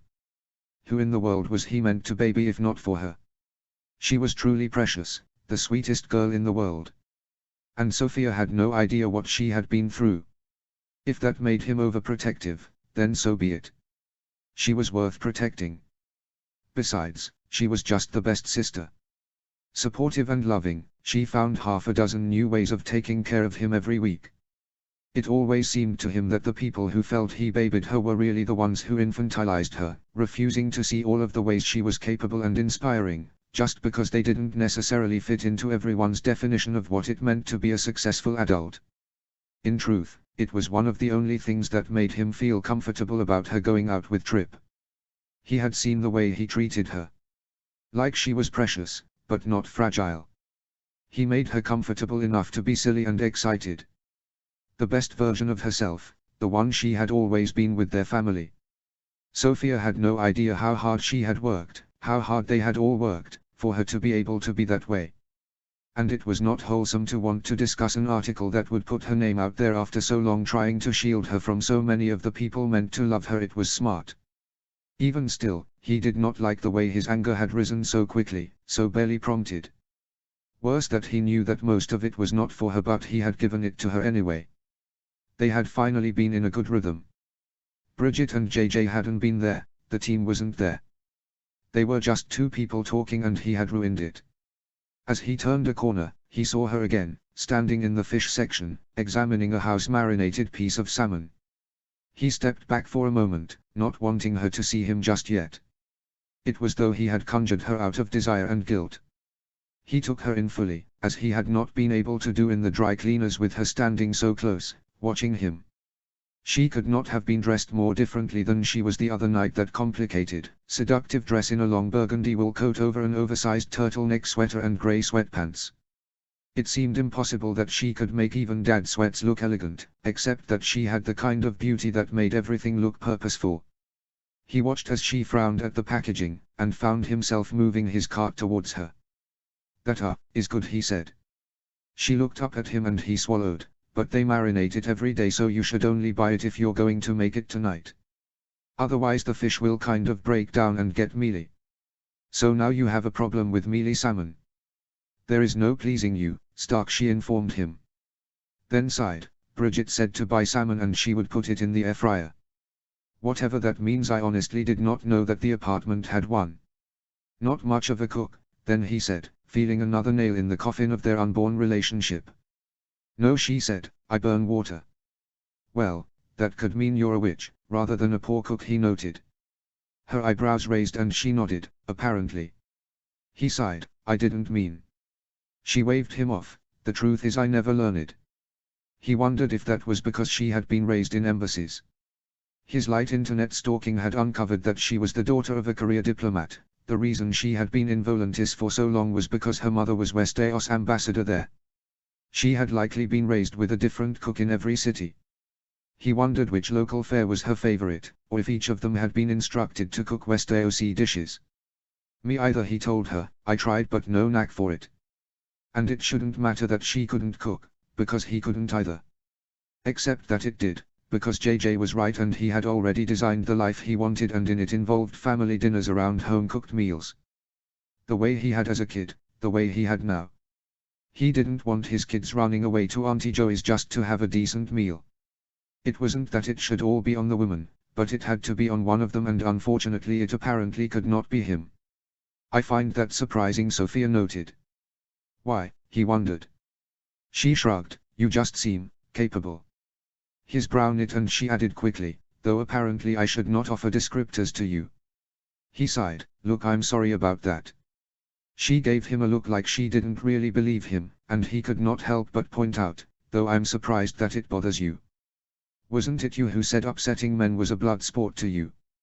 Sophia looked at him for a moment, and he could tell the exact moment she decided not to let him in. Instead, she said, well exactly, Stark. It is not nearly as satisfying if it is unintentional. I hardly had a chance to revel in it. Sorry to deny you, he offered curtly, annoyed that she was withholding something from him. More annoyed, still, that he desperately wanted to know. See, she said, pointing at him, there. You lead me down that path and then you bristle. I would not have thought the prior times I had met you that you were in any manner laid back, but if this is the alternative, my goodness. She was right. He was being an ass. She owed him nothing and it was not her fault he wanted everything. You're right, he said, I'm sorry. I've had a frustrating day. Things with the team. He watched her close herself off. She stood up straighter, her jaw set. And he nodded, but of course you don't care about that. Because all football players are assholes and so any problems we have are entirely deserved. Right. She opened her mouth to answer, but his phone rang. Usually he would not have looked at it while speaking with someone, but in the moment it felt like the least rude thing he had done, and he did not want to hear her response to what he had just said. He did not want her to confirm it, he did not want her to challenge it. He pulled out his phone, and saw Trip Slade calling him. It's up. Trip, he told her. His brow furrowed as he looked at it ringing. He is taking Joey out tonight. Answer it, Sophia urged. Swallowing, he pressed answer and raised the phone to his ear. Hello. For a brief moment he wondered if Joey had stood him up. It was not really something she would do to anyone, she abhorred bad manners, but less likely even still that she would have done so to Trip. Will Trip cut into his thoughts. Where are you? I'm grocery shopping. Why, what's wrong? He asked, alarmed by the panic in Trip's voice. Where's Joey? She's right here, she's in my car, but I think she needs you, Trip told him. Put me on with her, he ordered immediately. What did you do to her? You're on speakerphone, Trip said. Then in the gentlest voice he had ever heard, Trip said, Joey, sweetheart, I have Will on the line. Do you want to talk to him? He wants to talk to you. A chill ran down his spine when she didn't answer. Joey, he said. Joey, can you hear me? It's Will. She didn't answer. Instead, Trip said, she hasn't spoken to me in 15 minutes. She said your name, and I thought she wanted me to call you, but then she said others. And then she said something about a goblin. I don't know. Fuck, he ran his hand down his face. He knew exactly what Joey was doing. She had been doing it since she was 16 years old. It was a carryover from a therapist that hadn't lasted. Joey had always been skittish around men, but when she was a sophomore in high school something terrible happened to a girl in the class above her. It had caused a lot of parents to have conversations with their children, but it had deeply affected Joey, though she hadn't known the girl.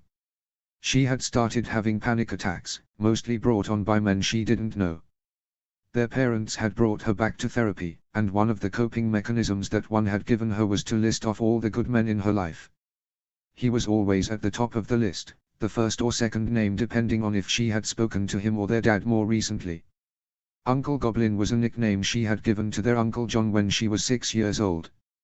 He was one of the first men she trusted, one of the first men she was comfortable teasing.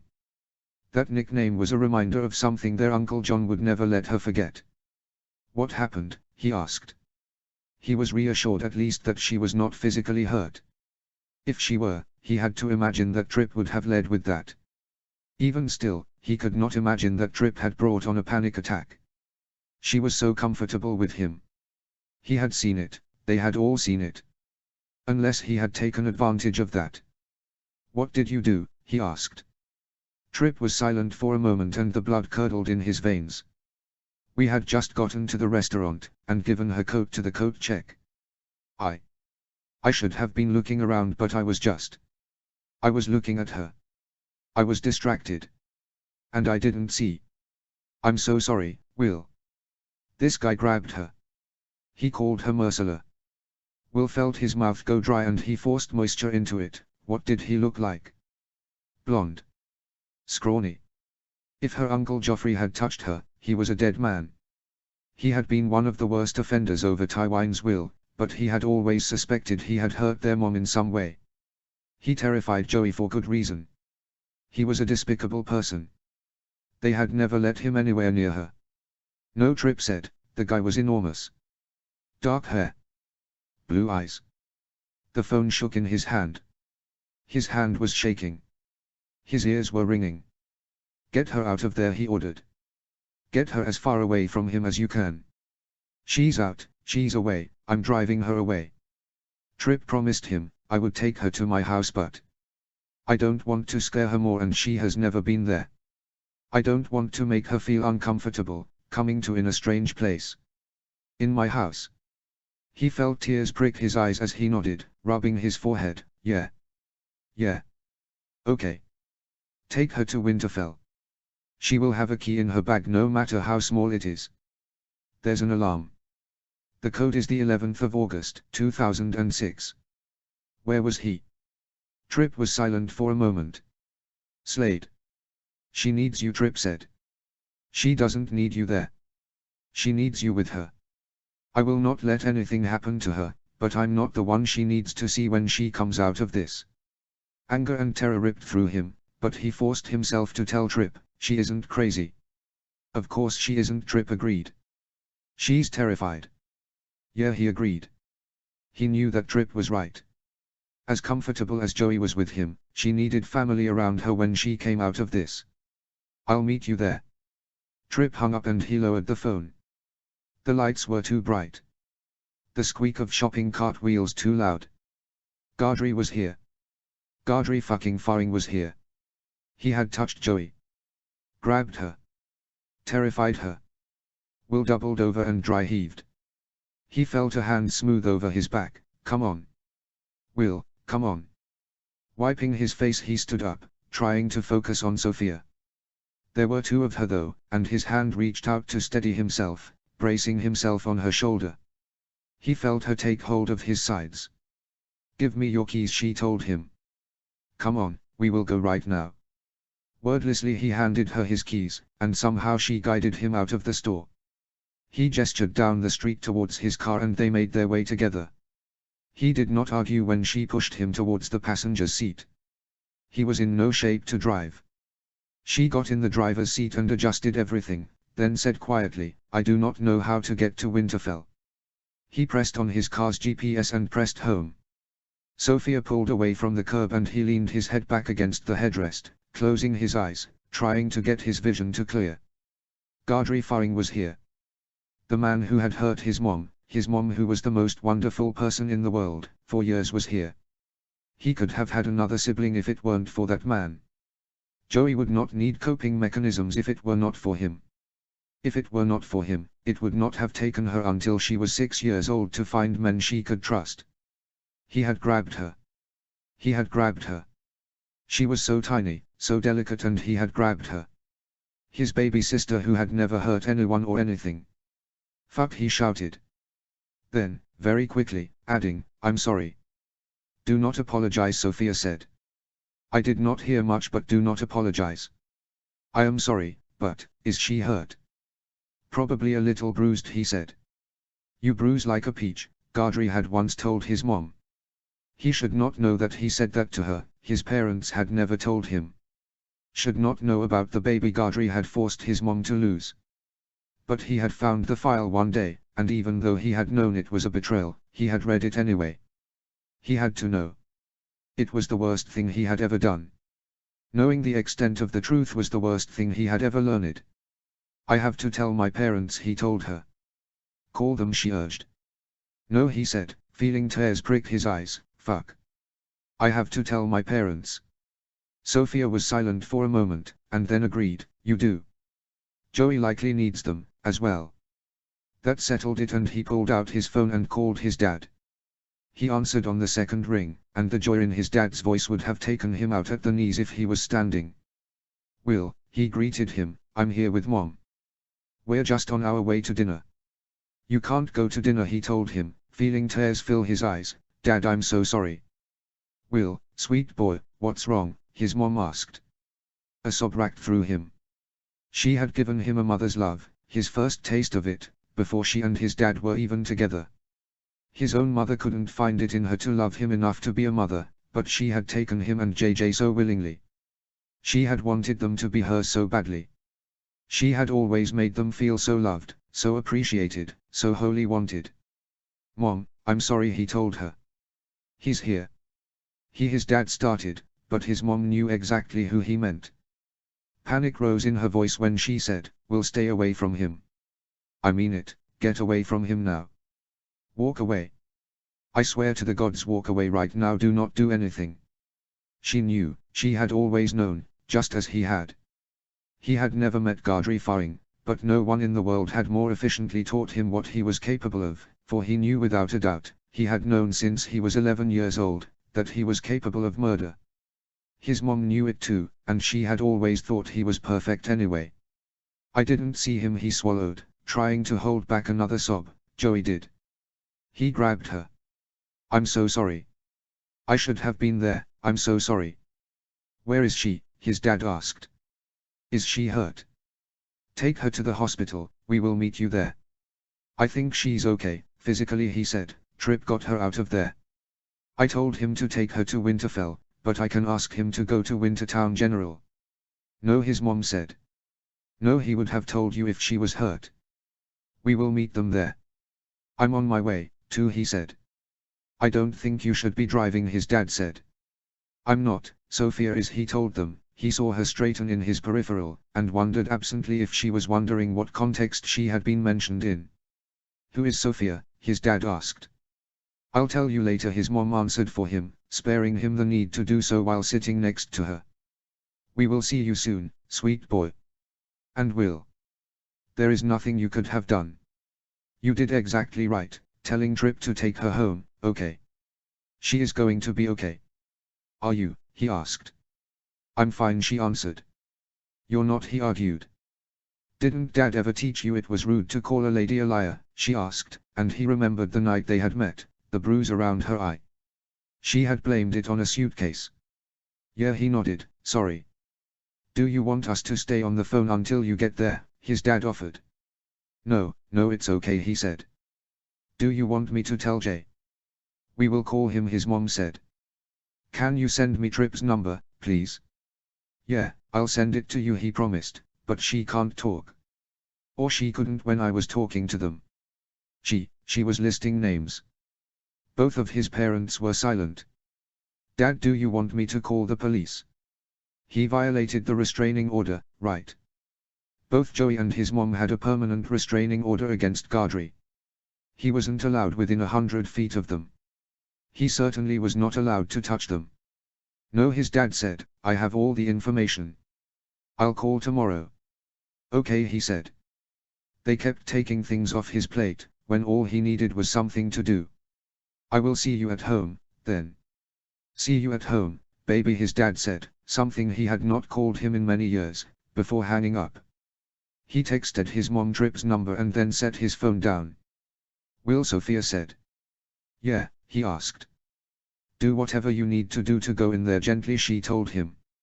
He looked over at her and she told him firmly, "You will not frighten me, and I can feel the anger radiating off of you." "I don't need to do anything," he said. He did not want to be the kind of man who needed to let his anger out. He did not want a woman to brace herself for his anger. "Yes," she said, "you do. And I have a feeling if I knew what you know I would as well." "Okay," he said. And then he let out something in between a scream and a guttural war cry, banging his hand on the glove compartment again and again until it opened. He was embarrassed, but he did feel a little better. He closed the glove compartment and wiped his face of tears. Sophia reached over and squeezed his forearm. "Just 10 more minutes and you will be with her." Without his permission, he pulled his arm back enough to take hold of her hand. Rather than pull it away, she laced their fingers, squeezing his hand. She held it the rest of the way there, as she pulled slowly down the drive. Winterfell was lit up, and he saw Trip's car right in front. Sophia turned off the car and waited. "I can wait here," she told him. "No," he said, "it's all right, but this is all." He did not even have to finish the thought, and if she was hurt by the insinuation, she hid it well, waving him off. Of course. I would never. He believed her. He believed that she would never write about any of this, whether Joey decided to do the interview or not. Sophia had far too much respect for her subjects. She had far too much respect for people, however irreverent she may want to appear. They got out of the car, and he walked in the front door, leading Sophia in. None of the animals came to greet him, but they wouldn't, because they would all be with her. As expected, he walked into the great room. Trip had made a fire. Joey was on the couch, wearing a sweater that must have been Trip's because he was in a white t-shirt with his suit pants, and the dogs were piled on either side of her. Otis, who considered himself Joey's baby, was standing on his hind legs, his front paws against her chest, rubbing his cheek against hers. Will, Trip said. He had pulled a chair over close to but not right in front of the couch, blocking Joey from the door. He nodded at him, but Trip got out of his way, and he went in front of his sister, kneeling down in front of the couch. "Hey Joe," he greeted her, surprised by how steady his voice sounded. She blinked, so he tried again. "Joey, it's me, Will. I'm right here. You're home. Can you hear me?" Joey blinked again, but this time it was more purposeful. Her head shifted, as though it was trying to turn towards his voice. Their eyes met and held for a single moment before her eyes filled with tears, her lip wobbling. "Will," she said. "I'm here, Joe," he said, reaching out his hands for her.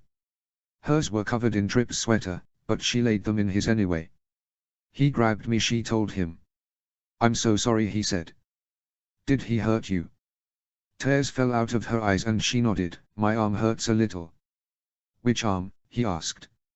She tried to lift one of her arms, but he was holding her hand too tightly. He pushed that sleeve up and wanted to vomit. He could see Gaudry's hand on her. It covered so much of her little arm. It was already turning purple. It should have taken hours for that. "By the gods," Sophia said behind him. It was like he had been trying to rip her arm off her body. "Okay," he said as calmly as he could manage, "we can get you some ice, if you want it." She shook her head, shivering, and he pulled the sleeve back down her, not being able to look at it anymore. "He's the person," she told him, tears falling out of her eyes. "He's who is in my dream. Isn't he?" There was only one dream that she could be talking about.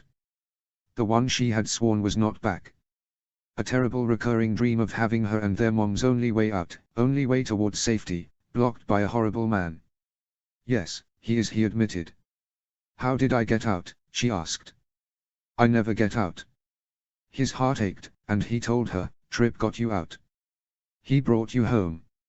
"Trip got me out," she repeated. "Trip brought me home." "Of course he did. Please thank him for me."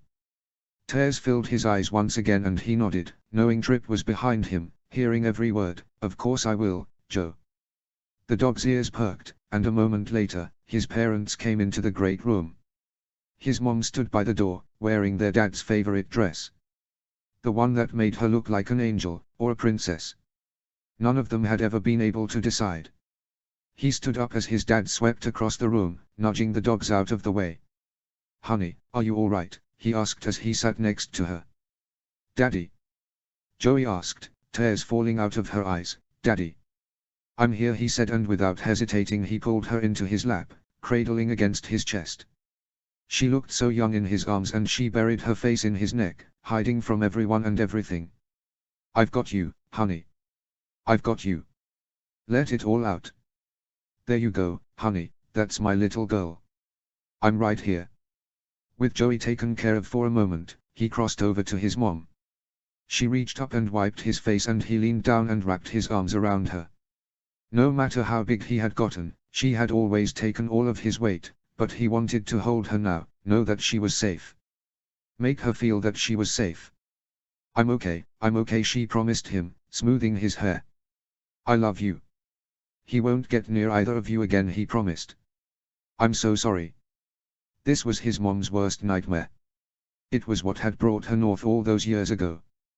Brought her back to his auntie Sangza, back to his dad. To him. "And JJ? Did you call Jay?" he asked. "He's on his way," his mom promised. "We made him take an Uber." The fool had been doing shots on a school night. He could not help but smirk, as Joey, the last of them, had been out of university for 2 years now. "Mom! Dad!" they heard him shout from the hallway. "Where is she?" His mom tensed and he released her, blocking JJ's entrance. He headed him off in the hallway, where Trip and Sophia were standing on either side of it. JJ looked a little tipsy, but not too worse for the wear.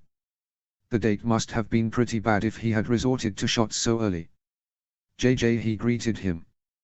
"Where's Joey?" JJ asked him. "Is she hurt?" "She's okay," he told him, wanting him calmer before he heard anything more. "A bit more sober as well. Dad's got her. Come on. Let's make her some tea. She likes yours better." JJ glanced in the other room and he gave him a patient, but unyielding look. Seeing that he would not be moved, JJ nodded, then grabbed Trip by the t-shirt. "Slade, tell me what the fuck happened," JJ ordered. Trip went with JJ willingly, and he was left in the hall with Sophia. He started, but she held up her hand. "Tea." Sophia looked like she wanted to protest, but nodded, tugging her coat more firmly around her and falling into step beside him as he took her around the great room towards the kitchen. JJ was already boiling water, pulling out Joey's favorite tea. He looked at him and pointed, so Will nodded and JJ pulled out peppermint for him. "Sophia?" JJ asked. "None for me, thank you," Sophia said. Their cordiality spoke more to the seriousness of the situation than nearly anything else. They all settled around the stove as JJ put the kettle on to boil. He grabbed a tin of biscuits and pushed them towards JJ meaningfully, who opened the top and grabbed one out. "So," JJ said, "talk. How the fuck did you let this happen?" JJ, he chided. "No," Trip said, "he's right. I should have been paying more attention." He swallowed and shook his head. No man. You didn't know. She's going to be okay. She just had a scare." Trip shook his head, tears filling his eyes. "Her arm." "What about her arm?" JJ asked. "She has a bruise where he grabbed her," he said. "She's going to be okay, JJ." Trip got her away from him. "Dad is going to handle it. He is in violation of the restraining order. And he's got a team of lawyers and $1 billion to throw at them to make this little problem go away," JJ pointed out, echoing his own thoughts. "Maybe he allowed, but he didn't do this on purpose. He thought she was Mom." JJ's eyes widened, and he swallowed. He wasn't here for her, it was a coincidence. It was just a horrible coincidence. JJ looked like he wanted to say something else, but the kettle started boiling. He filled Joey's mug, ignoring both of theirs, and added a little honey to it. "Why don't you go bring that to her?" he suggested. "Go on, she'll want to see you. You'll make her laugh. She could use one." JJ nodded and went to bring it to Joey. As soon as he was out of earshot, he turned to Trip. "Where were you?" "I was next." "No," he interrupted. "I mean, what restaurant were you at?" Trip looked at Sophia, before telling him, "I'm not going to tell you that." He smirked. "Yes, you fucking are." Shaking his head, Trip said, "No, I'm not. I don't know who that guy was, or what he has done, but I could have killed him tonight just for grabbing her, and based on everyone's reactions that's not nearly all of it." "I get it. You cannot even begin to understand," Will corrected. Trip held his hands up, their eyes meeting. "You're right. I can't. My answer is still no. I have no doubt that guy has everything coming to him you want to give." "No. I could get it out of you," he threatened. Trip nudged Sophia to the side, stepping right in front of him. "You could try. Believe me, I'd enjoy it right about now. But the last thing Joey or your mom need in their home is violent men. I know what you're feeling, even if I don't know the full extent of why, but you are more to them than that. You are more important to them than that. Your name was the first name," Joey said. "She knows you'd hold the heavens themselves up for her. This is not what you need to do to prove your love. That is the last thing she needs. That man is dangerous," he told him. "I believe you," Trip said. He looked him in the eyes, seeing if he'd crack. There it was, though. What Joey had seen, what Mormont had seen. He could see it now, what he had been waiting to see with Wilkins and Greer. Trip was relentless. "Quite a time for you to grow a backbone," he told him, wondering if he could be goaded. Trip all but rolled his eyes at the cheap shot. "I dig my heels in where it matters," Trip told him. "Never seen much sense in making holes where it doesn't." He sighed and took a step back. "By my count," Sophia said, "that is 2 thank yous that you owe him." "That's what you're saying to me right now?" he asked her. Trip let out a huff of air, but didn't laugh, and he could see how much the night was weighing on him. He could not imagine what it had been like for him to see Joey so helpless, without the backdrop of her history. "You got her out," he told him. "Hey. You did?" Then to Sophia, "I can call you a car." As great as she had been, his family didn't know her.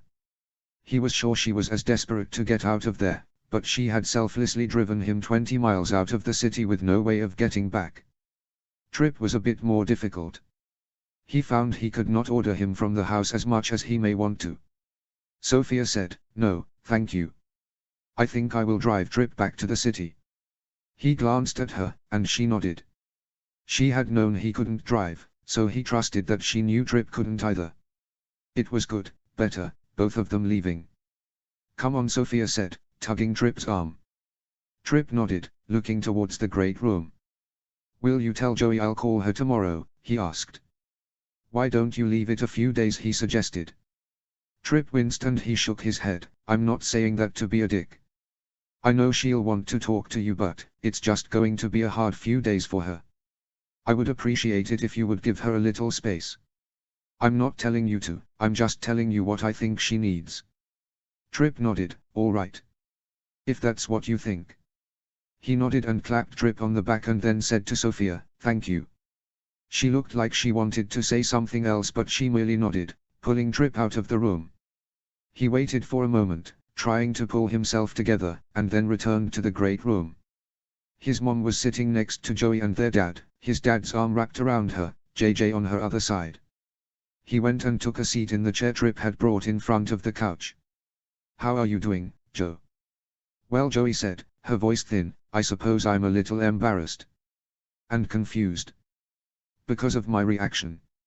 "Your reaction was totally understandable," JJ told her. Joey's brow knit and she looked up at their dad, but their mom looked at him. Finally he watched a tear fall out of her eye, because she had known this was coming and so had he. "That's what I don't understand." She looked up at their dad. The man who had raised her as his own, who loved her more than he had ever seen a man love his daughter. Who was that man? Chapter 8, Joey. Summary. Are people still enjoying this? Let's see how our girl is doing. Chapter text. Light spilled out onto the stone steps, making the house it came from look warm and cozy and inviting. She felt a cold sweat run down her spine, but it was not the same door, it was not the same house. This was not a dream at all. She had spent so much of the past week parsing fact from fiction, wondering if there was any real distinction in the mind of a terrified child. Whether the truth was anything more than a story to those who didn't remember it. Her breath lingered in the cold air. The first snow was not far off, she had not missed it, even in her days spent inside. Will had promised she hadn't. He knew how much she loved the first snow, how much she had always loved it. She had never thought to question it, but of course now she could not help but wonder if it was because a part of her, however buried, remembered what it was like to go a winter without it. The ever-present lump in her throat bursting at random moments only to refill again to serve as her constant companion grew as she tried to remember a winter without snow, then ache as she tried not to. "Well, look at that," a man's deep voice said behind her. She startled, whipping around, her chest seizing and then wanting to scream when she realized it was just 2 men walking by, one of them showing the other something on their phone. They took no notice of her at all. Angry tears filled her eyes. She had never felt unsafe in Wintertown. The city was not like others of its size. It was safe. It was home. Since she had returned to it yesterday, though, she had found herself looking over her shoulder. The only sleep she had gotten last night had been with her bedside lamp on. Her mom had offered to come stay, her dad had wanted her to stay at Winterfell longer. Both her brothers had offered to sleep on her couch or in her guest room. JJ had offered her his. Will reminded her that her room at his house was all ready for her. She had denied them all. It had been important to her to return to her apartment on her own, But when her stubbornness left, so did her bravery, and she had sat up in bed half the night, her phone in her lap, trying not to call one or all of them. It was not only her family who she had wanted to call. It was him, too. She had almost dialed his number a dozen times over the past week, but half of that had been last night. She had imagined asking him to come keep her company, knowing without a doubt that he would if she asked. Even if last week had been too much for him, even if he had decided that they were not well suited, he would have come and sat with her all night if she asked him to. The fear of being an obligation to a man whom she so deeply wished to be a desire had stayed her hand. She could not take another night of it, though. All those fears intermingling. With that in mind, she finally lifted the brass knocker and tapped the door twice. Wiping her eyes, she had just recovered when the door opened, revealing Trip pulling a sweatshirt on, his floppy hair disheveled. "Joey," he greeted her in surprise. "Hi, I'm so sorry to drop by unannounced," she said, looking over him. His beauty stalled her mind for a moment, but quickly she caught on. He looked like he had just gotten out of bed. Fear twisted in her stomach. "If you have company." "No," he shook his head, then ran a hand through his hair and looked down at his bare feet. "Gods, no, I must have fallen asleep. I hope I didn't leave you out here long. Please, come in out of the cold." It was barely 6 o'clock. It was Thursday, a week nearly to the hour since he had picked her up for their date. He had been sleeping, though. She wondered if Mormont had worked them hard today. He usually did. "I just knocked," she said, "but I'm sorry to have woken you. I really don't want to bother you, She picked up the bag that was resting at her feet and offered it to him. With a bemused expression he took the bag from her, stifling a yawn, so she hurried along. "I just wanted to bring you that and tell you how sorry I am about last week, and to thank you so much for what you did. And to say that I understand if you are not interested, but if you would ever give me the chance to, I would really like to explain." Trip stared at her for a moment, and then looked in the bag, and then back at her, shaking his head. "I'm sorry, I think I'm a little out of it," he said. "Did you make me dinner?" "Yes," she answered, stepping back half a step and pointing to the bag. "There is pot roast and those potatoes, I think you liked them, didn't you? And some roasted carrots, and there's a little container with extra drippings from the pot roast and instructions on how to heat it all up to make it taste nice, and oh, I know you liked the sticky buns across the street, but I put some of mine in there. I won't be offended if you like theirs better, but maybe don't tell me." Trip looked at her and said, "And you made all this for me as an apology?" "And a thank you," she added. "I truly don't know what I would have done if you hadn't been there." "Well," Trip said, "you wouldn't have been there, for starters." Then grimaced, "I don't want to talk to you about this like this." "I'll go," she said. As he said, "Please come inside." "You don't have to invite me in," she said. "We can talk another time. I really didn't want to interrupt your evening. It's unfair of me to just barge in like this." "Joey," he sighed, "every dream I've had this past week was of you barging in like this. Please. Come inside. That perfect little nose of yours has turned pink." Relief and hope mingled in her chest, making it difficult to breathe. Trip stepped to the side, holding his arm out, and she stepped into his foyer, taking in the crown molding and the wood floors, the handsome light fixture hovering above. "Your walls are bare," she confirmed. "Told you," he said, as he shut the door. "But your house is beautiful," she told him. "Thank you," he said, gesturing behind her, "the kitchen is that way." She took a step, and he fell into step beside her, then led her to the kitchen. It was large, a separate room with a large wraparound counter, a kitchen table in a little alcove with a glass door behind it that must lead out into the garden. "I can just put this all in the fridge," he said, a little regretfully. "You can eat," she told him. "Go on, the conversation will keep, and might be better on a fuller stomach." He nodded. "I'll get us some plate. You made me pot roast." Her eyebrows raised, and he noted, "You're a vegetarian." "I made it for you."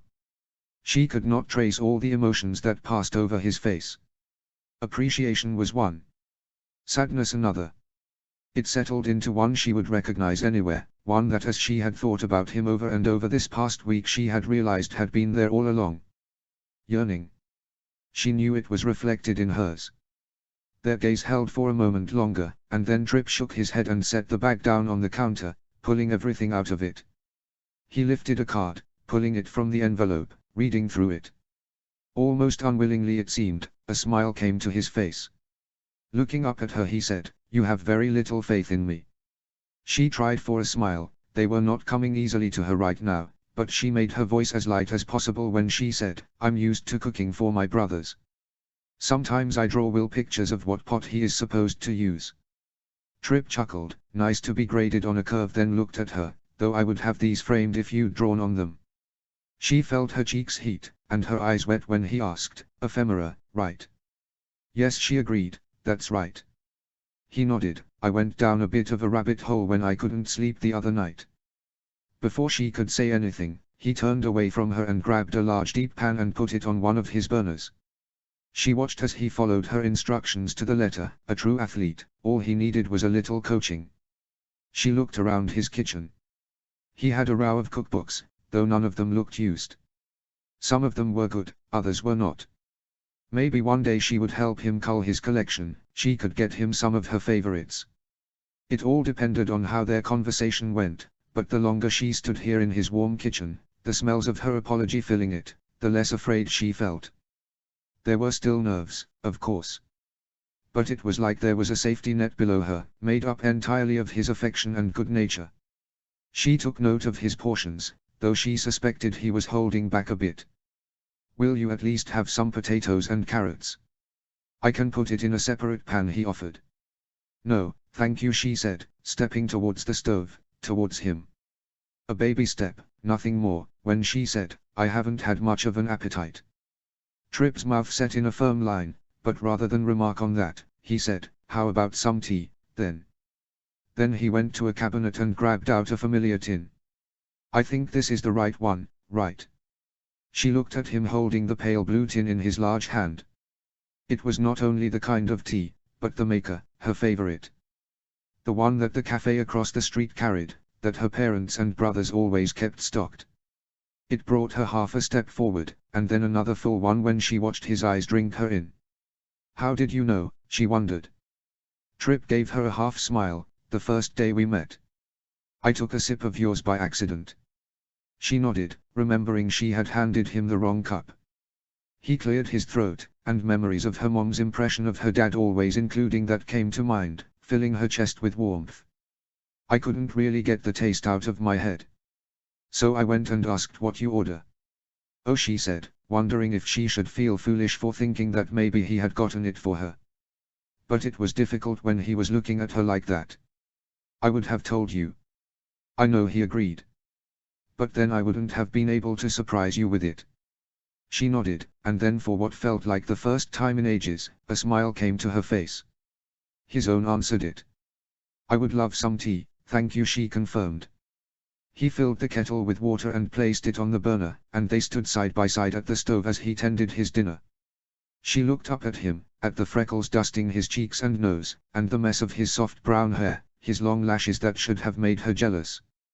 He looked so solid, so cozy, and she still felt so weak. Tentatively, she reached for his forearm, placing her hand on it and squeezing it gently in thanks. Trip let out a huff of air, and stepped closer to her, his side pressed against hers. When her cheek fell against his arm, it felt like nothing more than gravity. The material of his sweatshirt was so soft and well worn. It smelled like laundry detergent and she fought the urge to bury her face in it. Her eyes closed for a moment, and then she felt Trip shifting, and she was against his chest, his large hand on her back, rubbing it in a lulling rhythm. She might have stayed there forever, if she did not feel as much as hear his stomach growl. A giggle escaped her lips and she looked up at him to find him looking sheepishly down at her. "It smells really good," he explained. "I hope it tastes good," she told him, stepping away.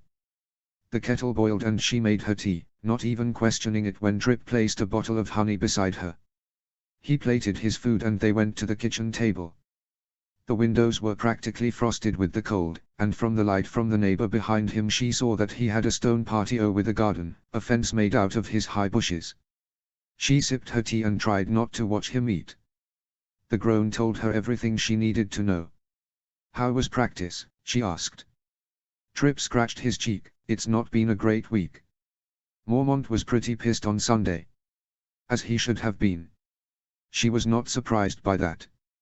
The cameras had a lot of close-ups on Mormont's face during the game, but she had not needed to see to know how he would have been feeling. The game had been a bit of a disaster. They had played against a far inferior team and fallen to their level. They had won, but barely. The fact that it had been a contest at all was a loss. "I'm sorry," she said. She did not bother to tell him it was only one game. He knew that. The reason he was so successful was because he treated every game like the Super Bowl. They all mattered. He opened his mouth but then shut it in a firm line, and guilt swelled in her stomach. "You didn't do anything wrong," Tripp told her. It was as close as he could get to telling her that it wasn't her fault without lying to her. It was her fault, and they both knew it. Will had played horribly. She could not remember a time he had played so terribly. Tripp had rivaled him. His throws had been wide, short. He had tried to run the ball when he had no clear path forward, as though he had been looking to get sacked. With the two of them out of focus, the whole team had fallen apart. "That doesn't mean I don't have anything to be sorry about," she said. Even if she had been able to tell herself that Tripp's game had nothing to do with her, there was no argument to be made for Will. Will, who had never sat out a game unless he was ordered to by a doctor, had seriously considered missing Sunday's game. Their parents had JJ all but dragged him into the stadium. JJ had been there to watch him play, along with their uncles, John and Rukun. They both loved to watch him play and always had, but it had been a show of solidarity. And, she knew, there was a part of all of them that hoped that if anyone was watching they would see a line of stark men and wonder who they were standing in front of. Tripp sighed, and she remembered that they had agreed to talk about all of it after he ate, so she looked around the kitchen. "This reminds me a little of the kitchen at Winterfell," she told him. "We have a wall of windows just like this. But somehow even in winter it never feels cold sitting at the kitchen table." "Are you cold?" he asked. "No," she told him honestly, their eyes meeting briefly. "It's just the same." "Did you make this out there?" he asked, gesturing to his nearly finished plate. "No, I made it here. I was the butcher's first customer." "You didn't have to do that," Tripp told her. He held her gaze and said, "You didn't have to do anything." There was a deep thud in her chest. Like her heart waking up, or maybe just stretching. She had put it through so much over the past week, and it felt like when Otis snuggled into her when she found the perfect spot to scratch, his way of telling her not to change a thing. "Oh, no, I enjoy it," she told him. "Sal and I have a whole routine by now. I tell him he didn't cut it lean enough, he tells me I'm a vegetarian, so how would I know? It's our thing." His dimple winked at her, an old friend. She had missed it so much. "You argued with a butcher for me?" he asked her. She could not help but smile, only a little. His grin remained for another moment and then he said, "Well, I don't know who won, but this is delicious." "Thank you. Is it difficult to make?" She winced. "It's the easiest thing in the world, but please don't be insulted. I just imagined you would like it." He chuckled. How could anyone find insult in this? The breath died in her throat. She choked on it. Her eyes finding spots of light that were not there. "Joey," she heard from another room. "Joey, sweetheart, look at me." She blinked, turning towards the voice and finding a pair of concerned green eyes looking at her. Green eyes that had only ever looked at her with kindness and affection, were now looking at her with worry.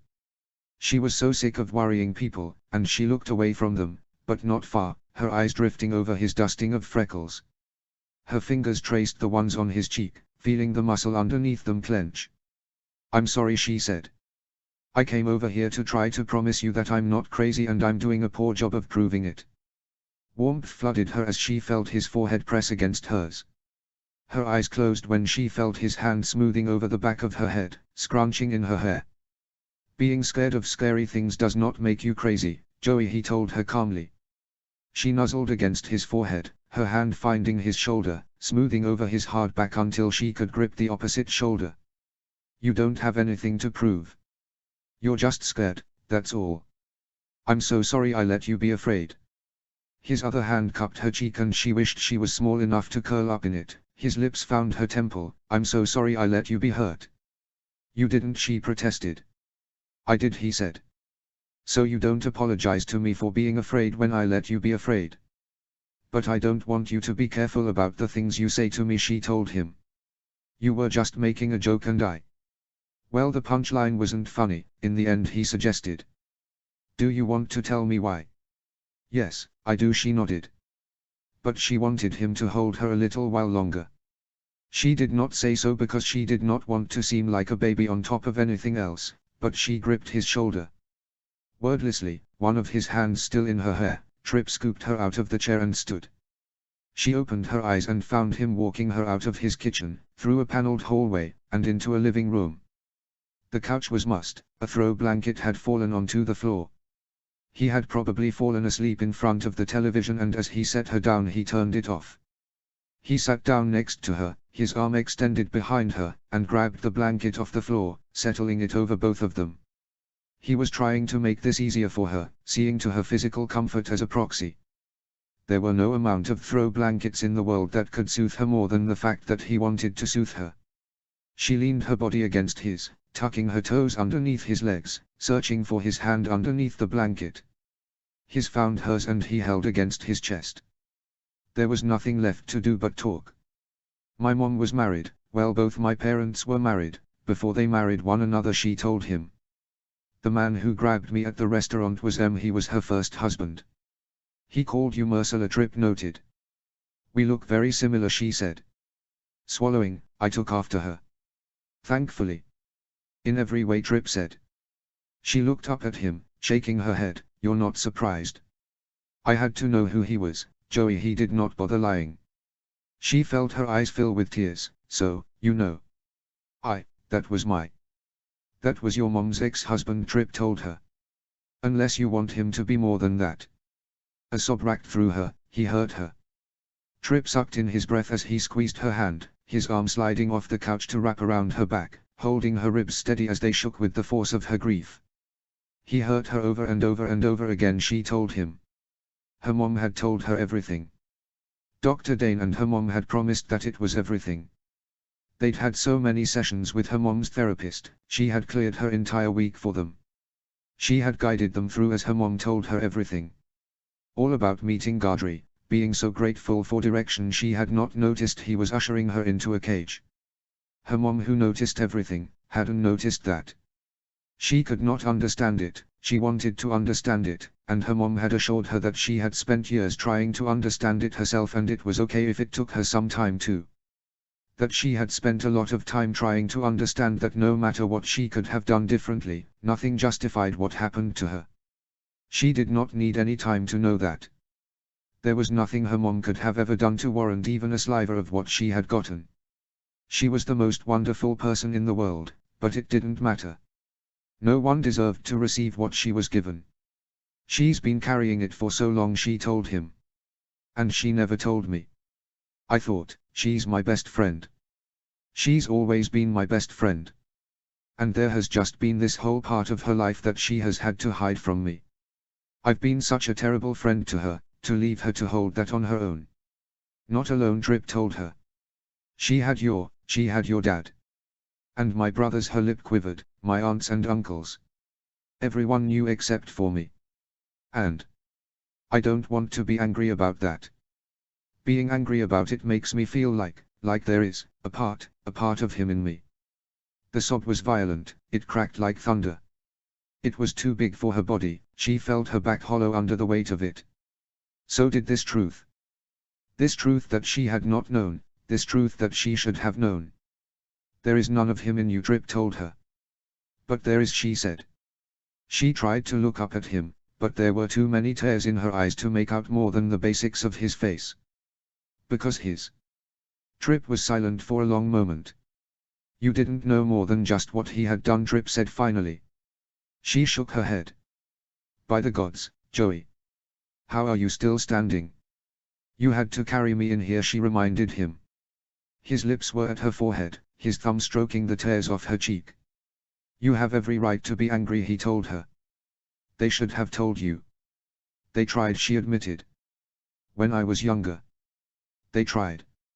And I couldn't. They were advised not to push. That I had to remember on my own. I guess they fought about it a lot over the years. Every time they brought me to a different therapist they kept hoping that someone would finally break through. I think one of them got close when I was in university, but his methods were... JJ stopped it. My mind had put up so many barricades that in order to break through, I think he was afraid I'd collapse. After this week, I can't really blame him for thinking that way. She shook her head. I came over here to tell you I wasn't crazy, but here I am proving that I am. Stop, Trip said. Please stop. How old were you? She looked up at him and he asked her, not when that therapist did what he did, or when you were brought to any of the others. How old were you when all of this was going on between your mom and that man? She left him when I was 6, she said. A tear fell out of Trip's eye and she reached up and brushed it away. Ask me how many memories I have from before I was 6. A handful, maybe. Most of them are just images. And there is nothing blocking them but time. You should never have seen any of it, and I don't blame your mind for hiding it. She heard what he did not say. Don't blame them, either, she whispered. Trip swallowed. I know they just wanted to protect you. I have never seen someone be more loved than you are. And I can't say what I would have done in their shoes. Maybe that has to be good enough. Their eyes met and he stroked her cheek. I will let that be good enough. She pulled away slightly, so that she could take him in more fully. You're furious, she realized.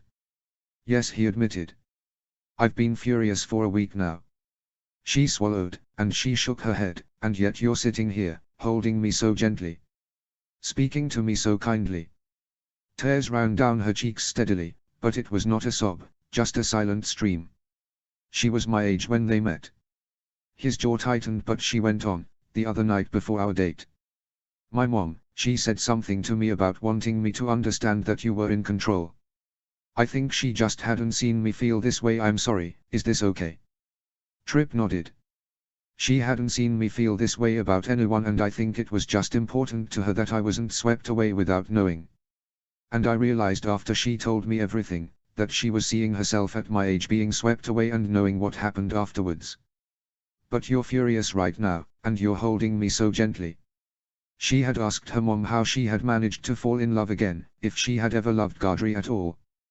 There had been lots of things her mom had said, but one had stuck in her mind. Her parents had gotten into a fight, before they were ever together. Horrible things had been said. They were both terrified for her. For her mom. It had been vicious and it had rattled the foundations they had been rebuilding their lives on. But it had just been a fight. It had not been an attack. And her dad had been fighting her because he did not feel like she was fighting for herself. I realized then I had made him angrier than he had maybe ever been in his life, and there was not a drop of malice in him. He would have torn apart the earth in that moment, but if I had asked him to hold me, there could not have been a safer place for me than his hands. Even then. Even when I had provoked him past the point of desperation. The idea of hurting me was more than disgusting to him, it was impossible. Her mom's words had replayed over and over again. I understand what you're saying, Trip said, but that's one curve I have no interest in being graded on. But I have been grading you on it without knowing, she told him. I have always struggled with boys' men. I never understood why. I have so many wonderful ones in my life. So many examples of good men, I'm rotten with them. But men as a whole, especially ones who had an interest in me. I have always struggled. And then I met you and you made it so easy. And I have been feeling like such a fool because this whole week my world has shattered over and over again, and at the end of every day I went to bed worrying that you... That I what? He asked. That I'd hurt you. Swear. No, she shook her head, not that you would hurt me. I couldn't even find it in myself to question that. I was worried that I had lost you before I'd even had a chance to. Trip's brow furrowed, pulling away from her. You came over here to apologize. And to thank me. And to explain. And to prove that you weren't crazy. His face contorted with horror. Will didn't tell you. She felt a pit in her stomach. She could not find out anything more that she had not been told. Her eyes closed. Tell me what? She asked. Trip was silent for a moment. Tell me what? That night, he said. I didn't want to leave you, but I understood that I had to. Before I left, I asked Will to tell you that I would call you the next day and he asked me not to. He asked me to give you a few days. So I did. I asked Will about it at practice and he was it was just obvious that you were having a hard time. So I stayed away. I mean, not entirely. I walked by your apartment so many times your doorman called your dad to make sure I wasn't the person they had to watch out for. I got halfway to Winterfell twice before turning around. Will asked you not to call, she asked. I thought he would tell you, Trip said. He didn't, she said. He didn't say anything about you. And I didn't ask because he was already so worried about me. I didn't want him getting angry at you for hurting me or thinking I was silly for being upset about that with everything else going on. He was just worried about you, Trip told her. Don't be angry with him. You are, she pointed out. Yes, he agreed. I understand why he said it, and I understand why you listened, she told him. Honestly, Joey, Trip said, if I thought I had left you any room to doubt. You didn't, she realized. Every moment they had spent together made it clear how much he wanted her. I just missed you, I think, and it made me a little crazy. I thought you weren't crazy, he stroked her cheek. She looked into his eyes, that were shining down at her with so much worry and so much want. Maybe just in this one way I am, she admitted. Trip looked over her face, his eyes moving back to her lips again, and then sighed. I wanted to meet you for so long. The first time I saw you was 2 years ago. I'd heard your name before, maybe I'd seen a flash of you in some coverage of the Direwolves. But I hadn't really seen you until I played them in this awful game. I had just thrown this pass and, anyway, it was missed and I was so frustrated and I looked up just trying to maintain my composure and saw you on the screen. You practically had smoke coming out of your ears. It was in his hands, she protested, annoyed still. Trip chuckled, I know, I remember. I saw how angry you were, not because you wanted the Direwolves to lose but just because of the injustice of it all. I had been feeling just alone, but in that moment I wasn't. I asked some of the guys about you and everyone knew who you were. She felt herself blush and he stroked her cheek. I kept hoping I would run into you at something for the league. By then I had noticed how beautiful you were. And then when I moved up here I told myself the first chance I got, I would introduce myself, and see if you were everything I thought you would be. Her eyes wandered over his face, wanting to memorize every detail, though it was so obvious in that moment that she would have as much time to learn it as she wanted to. You're crazy, she realized, a slow smile coming to her face. Entirely, he agreed. His brow knit and he said, and I know I've come on strong, and I wouldn't back off for your brother's sake. But I'll back off for yours if you want me to. Please don't, she said, leaning back into the cradle of his arm. I've missed you. I missed you, he grinned. I have all these notes on my phone of things I wanted to remember to tell you and ask you about. I want to hear all of them, she promised, then covered her mouth in a yawn. I'm sorry. I hardly slept last night. His brow knit. Are you back at your apartment? She nodded. His jaw clenched and he asked, is that a good idea? I don't know, she admitted. I don't know. I think it might have been different if it was my mom that he saw. She would have been in danger from him. But, when it comes to me, I'm not sure that he cares. Trip waited for her to go on and she told him, he fought her for a little while for custody, but from everything that I've heard, that seemed to be more about how much she loved me. He was trying to use me to control her, and failing that, to hurt her. I'm not sure that I ever really came into it for him at all. I think I'm probably lucky for that. Does it make you feel lucky? Trip asked her gently. Not really, she admitted. She swallowed, and it makes me feel terrible. Because I've never known what it feels like to not have a dad's love. I don't remember what it was like to live without that. Some of my first memories are my dad. And he is my dad. Of course he is, Trip told her. There is no one in the world who could doubt that looking at the two of you. Trip's eyes widened, his foundation. It's because of you.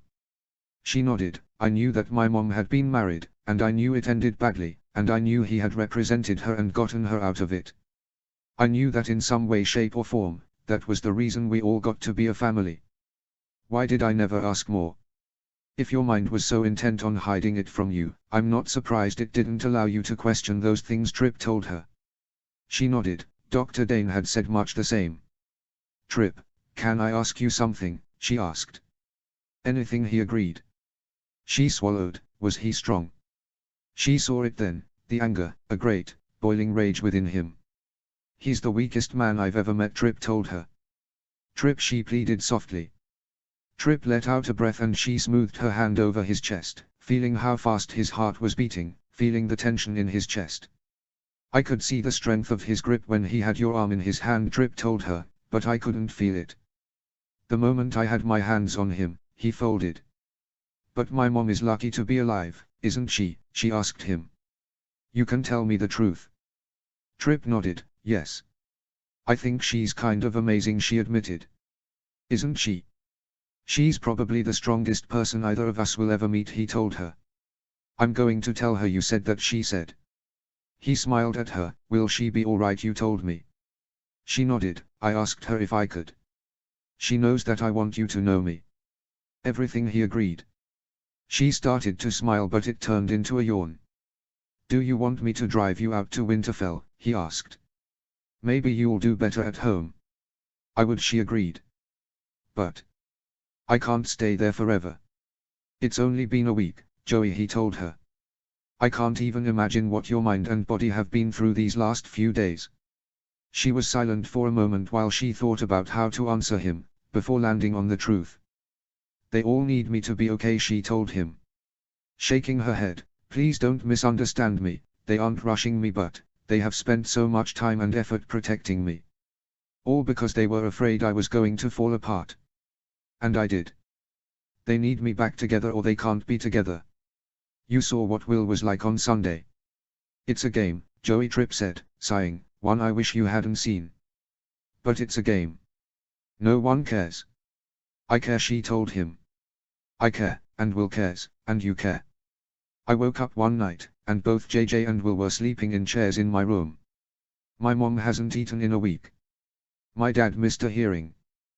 They will all stop their lives for me. I can't let them do that. I've slept in a chair before, Trip told her. I could do it again. She smiled. I am not stopping your life either. Spending time with you is not stopping my life, Joey, Trip told her. It's doing what I want to with it. Her heart clanged in her chest and she asked, what on earth can I say to that? He grinned at her, brushing hair off her face. You could say, why don't I just stay here instead? It was tempting, so tempting. She wanted to stay right there in his arms all night. And she knew that she could.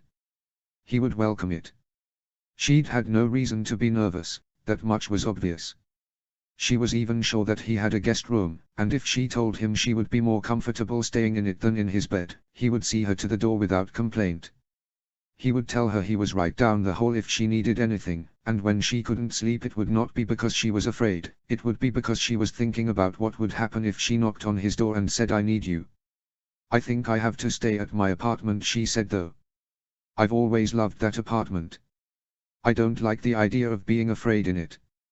Trip nodded, pressing a kiss to her forehead, that one I can understand without caveat. Her eyes closed, relishing the feel of his lips. Will you please walk me home though?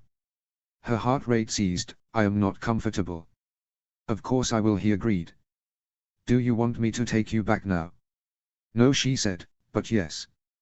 With another kiss to her temple, he helped her up. They walked through the kitchen and she grabbed her coat, then he led her back through to the front door, stopping at a hall closet to grab his own.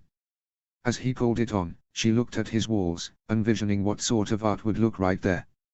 She could not help but smile as an idea came to mind. Trip. Can I take you somewhere tomorrow night? I would love that, he agreed. I will be taking you though.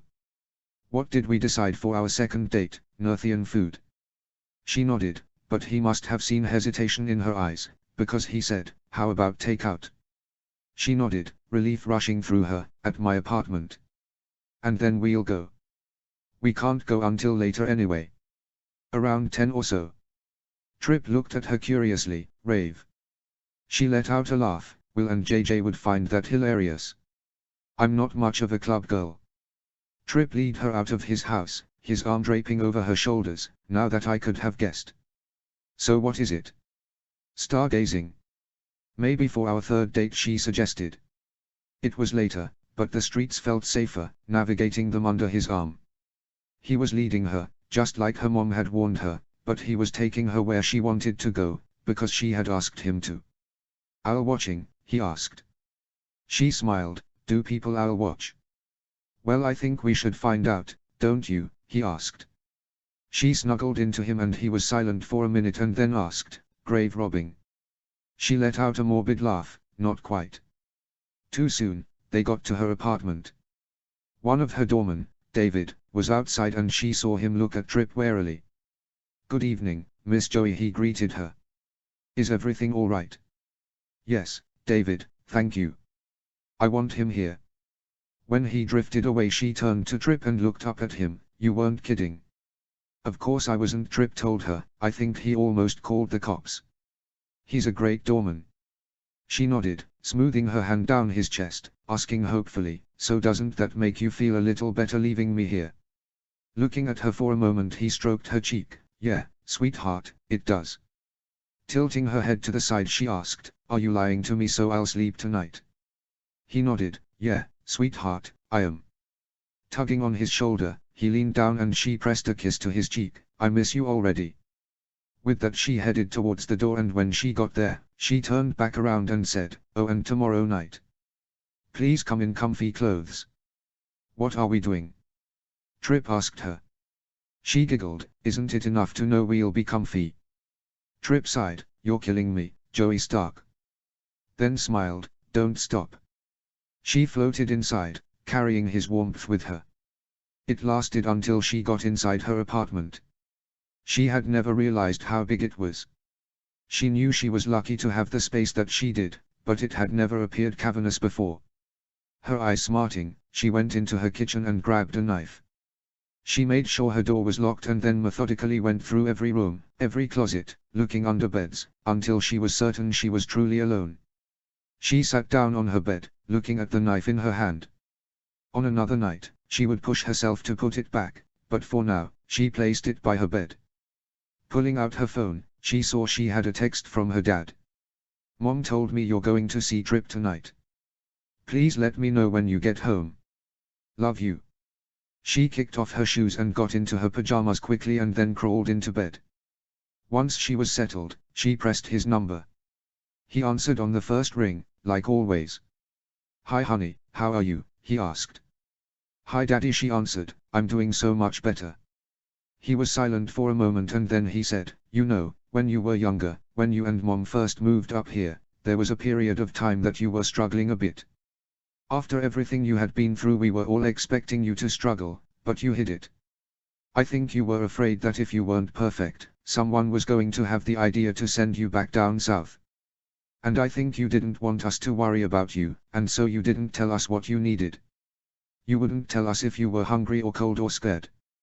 And I know what you were trying to do, but it had the opposite effect that you wanted. All of us worried so much more, second-guessing everything.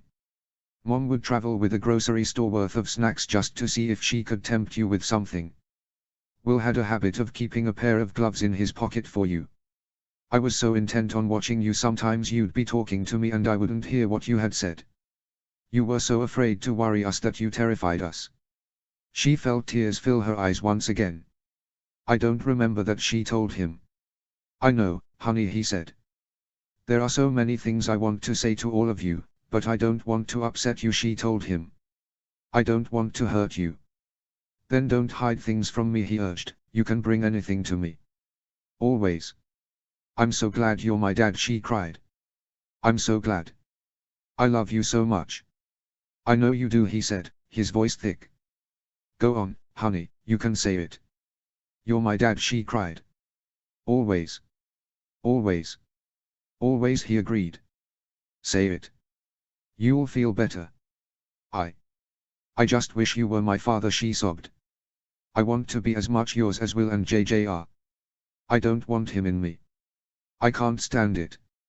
It hurts knowing there was a time that I didn't know you. I want that time with you.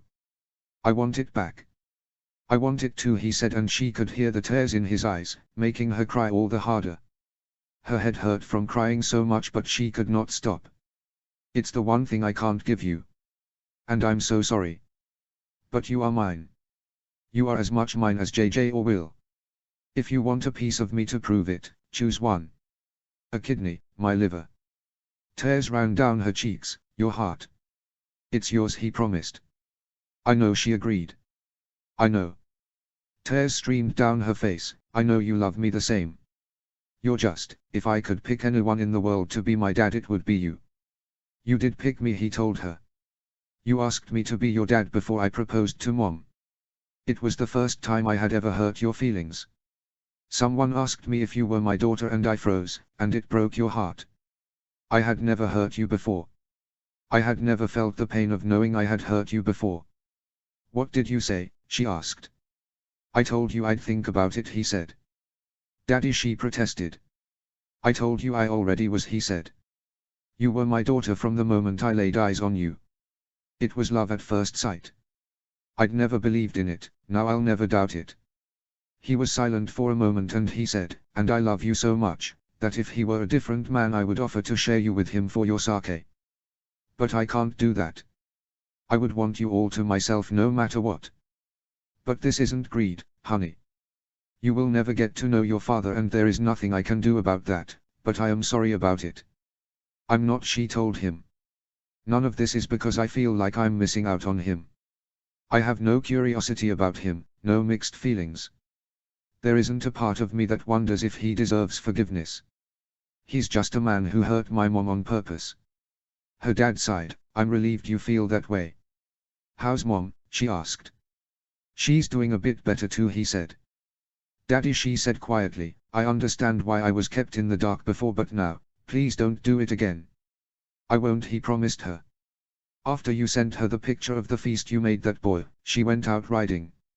She had a little something for dinner. Not much, but it's better than yesterday. She sighed in relief. As much as her dad protested, her plan had worked. Good, she said, then clarified, and his name is Trip and you know that. He thinks I'm wonderful. I give no credit for not being blind and stupid, he told her. You sounded just like Grandpa Tywine, she laughed. I felt him speak through me, got very cold all of a sudden, he teased. I think he's wonderful too, though, she said. Swallowing, I know he is. Then noted, so you could tell David to stand down. I told him not to call the police, his dad said. Small mercies, she smiled. So wonderful, huh? He asked. Yes, she said. I'm sure of it. Do you doubt me? No, he told her firmly. You may not have known, honey, but I think you always understood. Chapter 9, Will. Summary. Get ready for some whiplash. Notes. See the end of the chapter for notes. Chapter text. There were times he resented his large frame when he was forced to sit in the back seat of a car, when his fingers had been too large to play any instrument, though he doubted he would have any talent for them anyway, given his struggle with different languages, and times that he resented his fame. They were rare. Usually he enjoyed them. The ease with which he was able to move through the world, the support he got from the entire North, his home. Today, he resented both. Either one might have made him stand out, but together, on a day when he would have been very happy to blend in, they made him conspicuous. He was lucky to live in the North. In the South, paparazzi were often stationed out of players' doors, even ones like him who would rarely give them any fodder. In the North it wasn't like that. If something major happened they would swarm for a few days, they would hang around the practice facility and of course their stadium, but otherwise they typically left them alone. There was an occasional peace, but typically, in Will's opinion, the player deserved it for being so irresponsible or showy. Unlike in the South, here he knew most of their names. They had learned that if they didn't bother him before games that he would let them get their pictures afterwards. Today, though, had they seen him, he was sure that no amount of goodwill would have stopped them from snapping his picture. It was not often, after all, that Will Stark could be seen walking down the street holding a large bouquet of dahlias. They would likely consider it news. He resettled the brown wax-wrapped bouquet in his arms, realizing that he was holding it like a football and a little too tightly. Reviewing them critically, he wondered if they had grown since he had left the flower shop. There, amongst all the other blooms, they had seemed perfectly reasonable. Now, on their own, he could not help but feel they too looked conspicuous. He wondered if he should throw one or two out. His gut swelled with nerves and annoyance for being nervous. There was nothing to be nervous about. This was just a bit of politeness, some overdue manners. There was nothing odd about it. He eyed the flowers warily anyway. "You're Will Stark," a young guy in a dark green uniform the same color as the awning overhead exclaimed. He put on a smile, holding out his hand. "I am, nice to meet you." "Art Arthur." "Well. I can't believe it's you," the guy grinned, then winced. "Tough game on Sunday, huh?" Letting out a breath, he forced his smile not to turn to a grimace. Nodding he said, "Yeah, tough game." It was not a tough game. Or it should not have been a tough game. They had played a team they had killed in pre-season. A team that had gone 0-5 until the Direwolves, led spectacularly into a ditch by their captain, had given them their first win of the season. He had been playing football since he was a kid, and he could not remember a game when he had personally played worse than he had on Sunday. Sloppy and slow, he had suffered his way through the game. Every few minutes he would look up and try to see into his booth to make sure that his family was still there, that nothing had happened. Usually they would put them up on the screen, but without Joey there they had not bothered. No one wanted to see his brother and his uncles standing there sternly, their mouths set in grim lines. They wanted Joey and all of her expressions and the way she made the rest of their family laugh and commiserate. No one wanted her in that box more than him though, and the fact that she wasn't made it impossible to focus, impossible to even care what was happening on the field. He had wanted to sit out the game, but even if he had, he would have been expected to physically sit it out on the field. No one just skipped a game unless there was a real unmovable reason that they had to. They were contractual obligated to be there, and they should be. The Direwolves paid him millions of dollars a year. They had earned more than his attendance. On Sunday, though, he would have given it all back. It didn't matter, none of it mattered. His baby sister was heartbroken. She was terrified, yes. And confused. But she was heartbroken most of all. And they had done it, they had all done it. He as much as anyone. They had known to expect it, but they had not expected it to happen like that.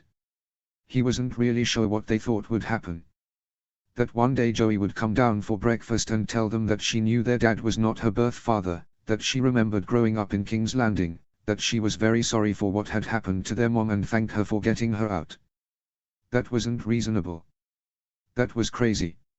Even still, he could not believe that they had just let it happen. They should have realized something like this would happen. She looked too much like their mom for it not to.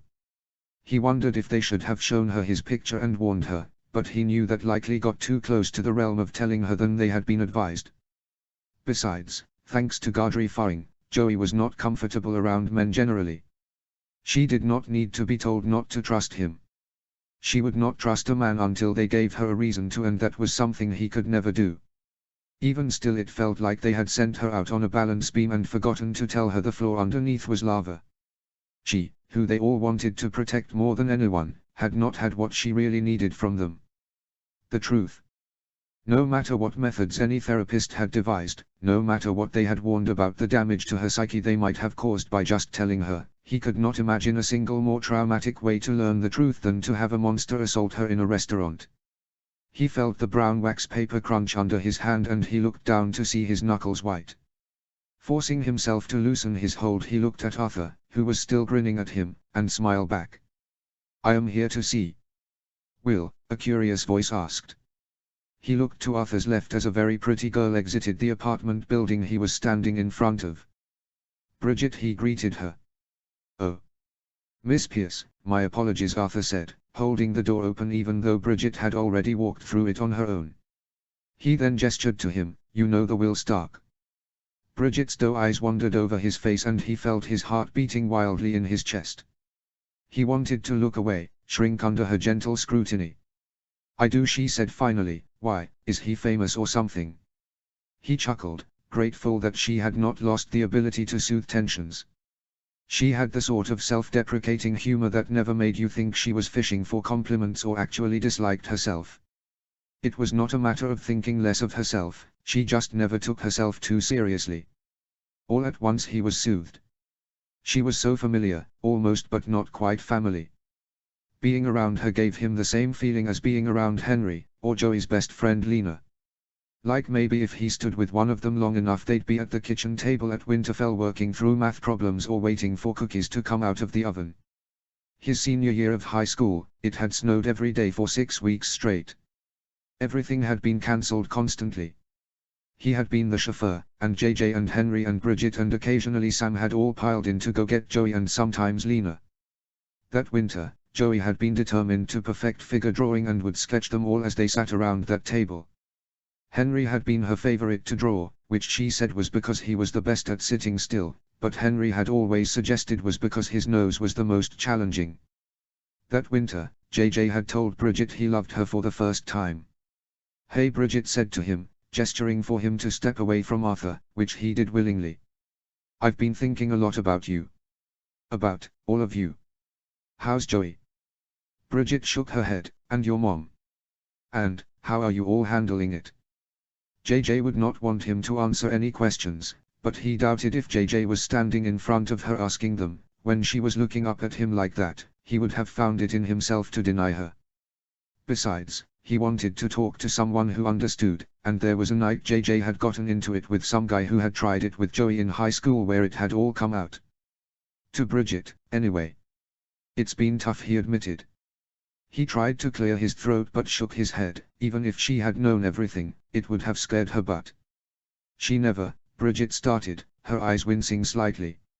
"No," he said. "She got close, I think, a few years ago but, it took a really heavy toll and you put a stop to it," she suggested with a small, knowing smile. No," he said. JJ did. He watched that name affect her, even though she had likely been preparing for it from the moment she saw him. It didn't matter. Well, she shrugged, had a 50/50 shot. Nodding, he tried for a smile, but failed. "Yeah. She's going to be okay though. I think it is just going to take a little time. Her and our dad are so close. I mean, she knows this doesn't change anything but knowing and understanding aren't the same," Bridget said. He startled slightly, watching something pass over her eyes. It did not take much to guess what it was she knew but could not understand. She was not alone in that. And he did not have the strength or resolve to pretend like she was. "No," he agreed. "They aren't. For any of us." Their eyes met and she nodded. He realized then that she was wearing a bit of makeup. Her silky brown hair had been curled. "You look pretty, Bridge. Where are you off to?" Guilt passed over her features, as though after 8 years she was betraying JJ by not waiting for him to change his mind. "Oh, a date," he offered. She gave a shallow bob of her head, smoothing her hand over the gray of her coat. "Good, that's good. He a nice guy?" "I'm not really sure," Bridget said. "I guess he must be. Sophia set me up with him. He works in advertising. I didn't realize that people actually did that." "Seems fake," he agreed. This time when their eyes met, they both smiled. "Well, you know what to do if he isn't nice," he pointed out. She nodded solemnly. "Tell Sophia to bring her letter opener." A bark of laughter left him for what felt like the first time in days. He could picture it clearly. Sophia with an antique letter opener in hand, skulking through dark hallways. Bridget frustrated when she saw her weapon of choice. "That's one option," he agreed, letting his look remind her that she always had others. She gave him a wan smile, and then her eyes drifted to the parcel in his arms. "Those are for her, I imagine?" she asked. He nodded, feeling his cheeks heat. It was just a bit of manners, belated ones, but he knew that if he tried to explain that to Bridget it would only convince her otherwise. "She was really great the other night," he told her though. Bridget's face warmed, though she didn't smile. Soph's always been good in a crisis. "And she loves dahlias. Did she tell you that?" "No," he said, a light sigh of relief leaving him. I asked Joey what flower Sophia reminded her of. Bridget brightened. Oh Will. What? He blushed. No, Bridget smiled, the laugh in her voice. I just forgot that. No one looking at you would imagine you would ask a question like that, but of course that's how you would ask Joey. Someone else might have asked what sort of flowers she thought Sophia would like, but that question, it's just so Joey. And so your mom. Then Bridget shook her head. Your mom. Gods, I miss her. Then she blinked. I'm sorry. I shouldn't. It's okay, Bridge. She misses you too, he told her. I shouldn't say it, but you should know, we all do. She nodded, her eyes blinking. Okay. Fuck, sorry, he said, I didn't. I don't. I'm not sure how I'm supposed to talk to you. You probably shouldn't, anyway, Bridget told him. He wouldn't like it. I wanted to reach out after Sophia and Trip told. Trip, he asked. Bridget nodded, tucking her hair behind her ears. Sophia brought him here last Thursday. He was a wreck. They both were. I think she was afraid he'd go after Gardry. I'm not sure that he still won't, honestly. Wait a minute, he warned me off going after him, Will told her, me and Jay. Rightly so, she agreed, just as we talked Trip out of it. It's not the same, he said. No, Bridget agreed, of course not. A small smile hovered. If you were in a different state of mind I'd tease you all about him and Joey, though. Big of you to hold that back. He could not quite keep himself from smiling. Oh, he's good for her, Bridget told him. I'll admit when Sophia told me after the gallery opening I couldn't see it. He's so not Joey's type. At least, he wasn't. I know, he agreed. You should see the balls on him when it comes to her. Bridget eyed him warily. Will. What? He asked. Will. Bridget scolded him. Tell me you are not driving him crazy right now on purpose. I'm not driving him crazy right now on purpose, he told her. Admitting, I have given very little thought to how any of this has been affecting Trip Slade, to be honest. He's known her for 5 minutes. Bridget's eyes wandered over his face, and she asked him, and Joey? How is she feeling not hearing from him? He's staying away because you asked him to. It's killing him. Are you sure it isn't killing her too? Guilt swirled in his gut. He had not thought of that at all. Joey had shown no indication that she had even been thinking about Trip. Then again, he hadn't asked. Trip and he had hardly spoken this week, except when Trip had asked him about her. He had been cagey, not because he was trying to piss Trip off, but because he couldn't say. She was distraught, heartbroken. Beyond that, he was not sure any of them would now for some time. You got all that last Thursday night? He asked instead. No, Bridget said. Rolling her eyes, I got it on Saturday. And Monday. And last night. You're hanging out with him, he wondered. Sophia and I, she confirmed.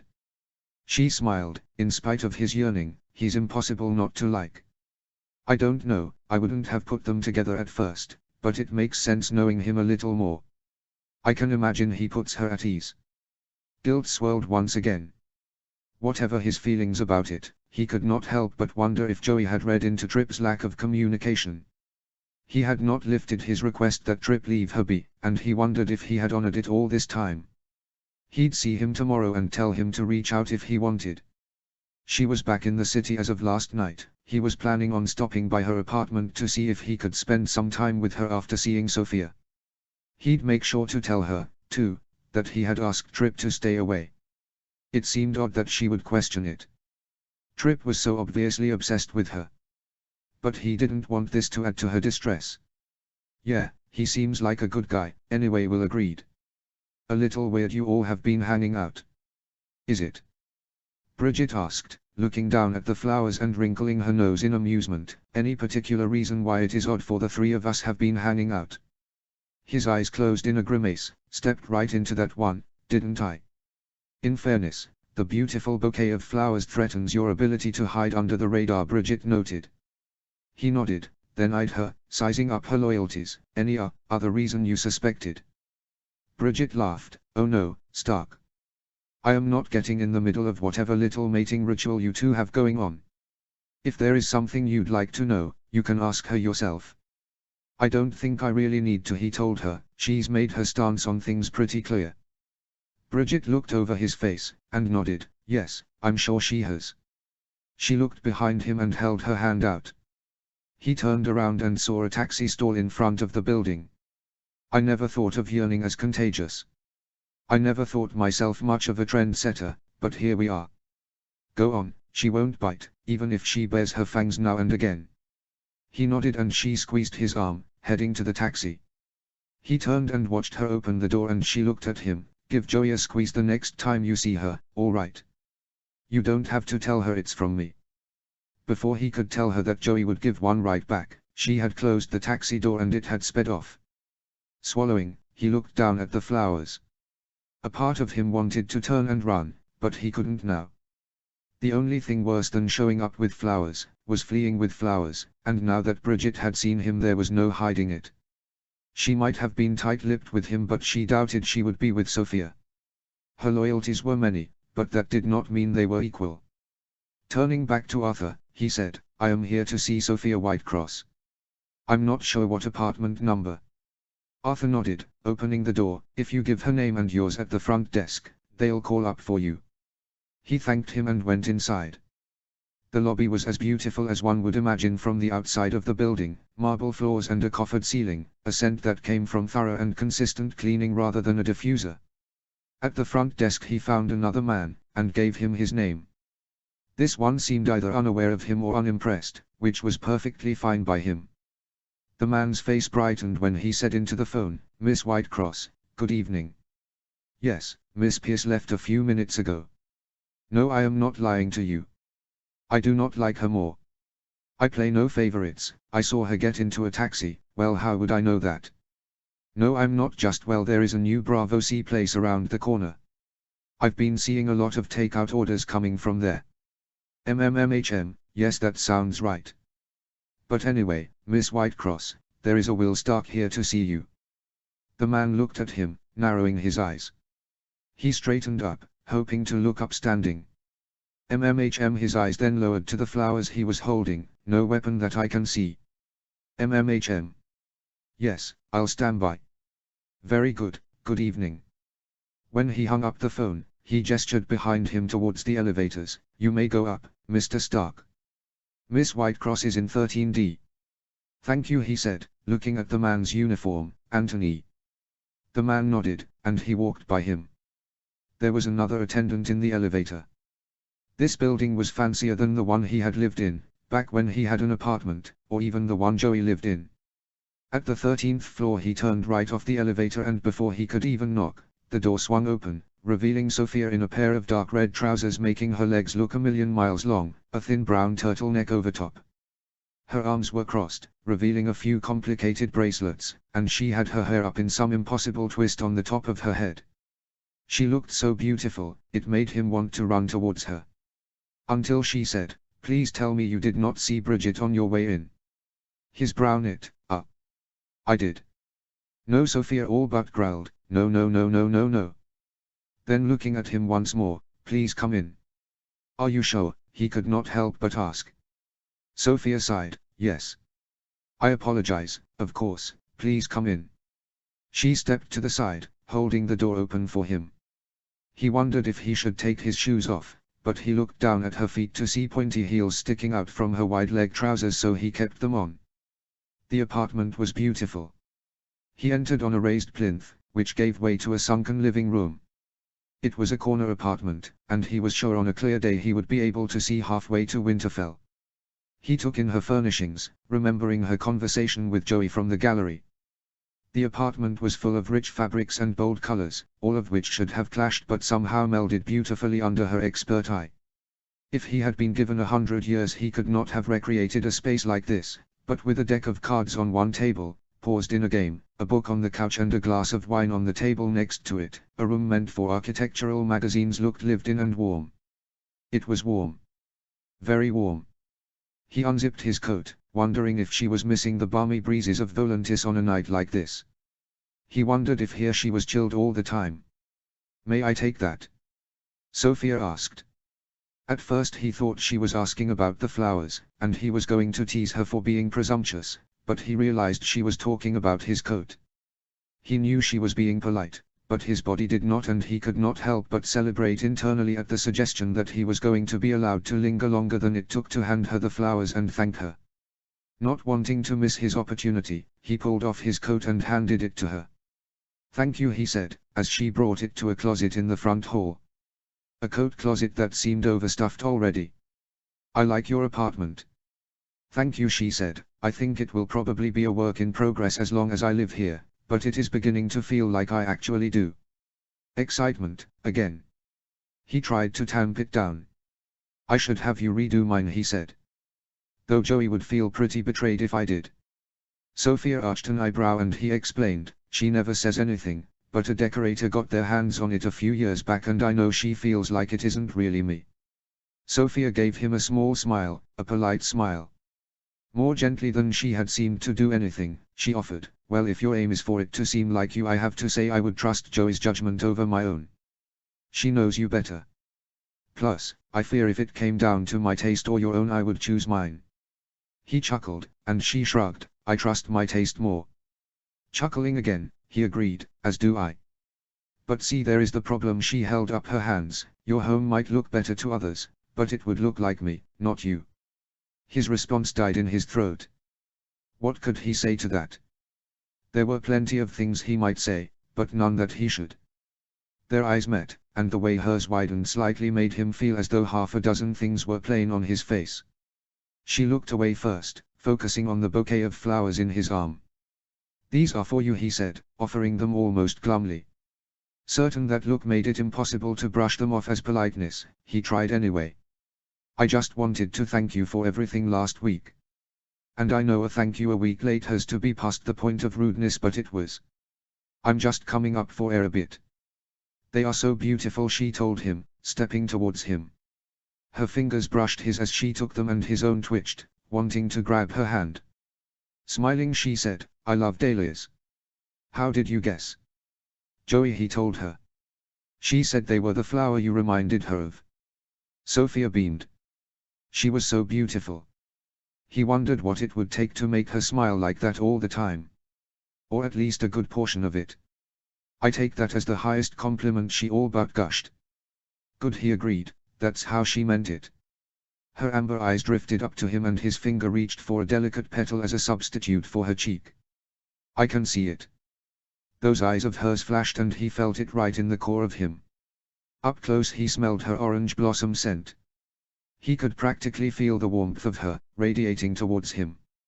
It made the distance between them feel cold, as he imagined what it would be like to hold her body to his, feel it mold against him as his hands wandered it. It was uncomfortable to want someone so badly. Worse, knowing there was a part of her that wanted him too. Far worse, that his small ally within her was not running the show. "You can," that little part of her asked. He nodded, beautiful, bright, impossible to ignore. Trying to clear his throat and failing, he laid himself bare, knowing she already knew, the kind of flower that makes you wonder why others even bother to bloom at all. It was growing. That part of her. The ally of his within her. He watched her intake of breath, and the warmth in her eyes. "Oh," she said, and he watched that part of her shoved down. He wanted to reach inside of her and grab hold of it, protect it. Nurture it, even, until it could grow big and strong. Strong enough to stage a coup inside her mind. "Not yet, though," as she said, "I thought you might have said ostentatious and temperamental." His mouth formed a retort, but he stamped it down. He realized then that he could nurture it, by not rising to her bait. Shaking his head slightly, his voice like gravel, he said, "No, you didn't." "No," she agreed, "not really. That would have somewhat undermined your thank you." "Just a little," he said. "And I don't want to do that. I can't thank you enough for last week. You probably saved me from, it was just better you were there. But I'm sorry that you had to see me like that, and I won't pretend that the parts of me that you saw were alright or even an outlier, but I hope you can understand that the circumstances were extenuating. I wouldn't want you to think I'm some sort of time bomb." Sophia listened to what he said, shifting the flowers in her arms. "I do not think of you as a time bomb." Their eyes caught and she admitted, "But I have been worried this week that you would explode all the same. So have I, he confessed. So am I. Please try not to, she said. Please try. I am, he promised, every day, I am. Sophia nodded and said, I am not sorry that I saw you like that. I told you that you would not frighten me, and I lied. Or, maybe I simply did not understand at the time. You did frighten me. He looked into her eyes and saw tears in them. You terrified me. Crossing the distance between them, he took her cheeks in his hands as softly as he could. Sophia, he promised, I would never hurt you. I know that, she told him. Do you not think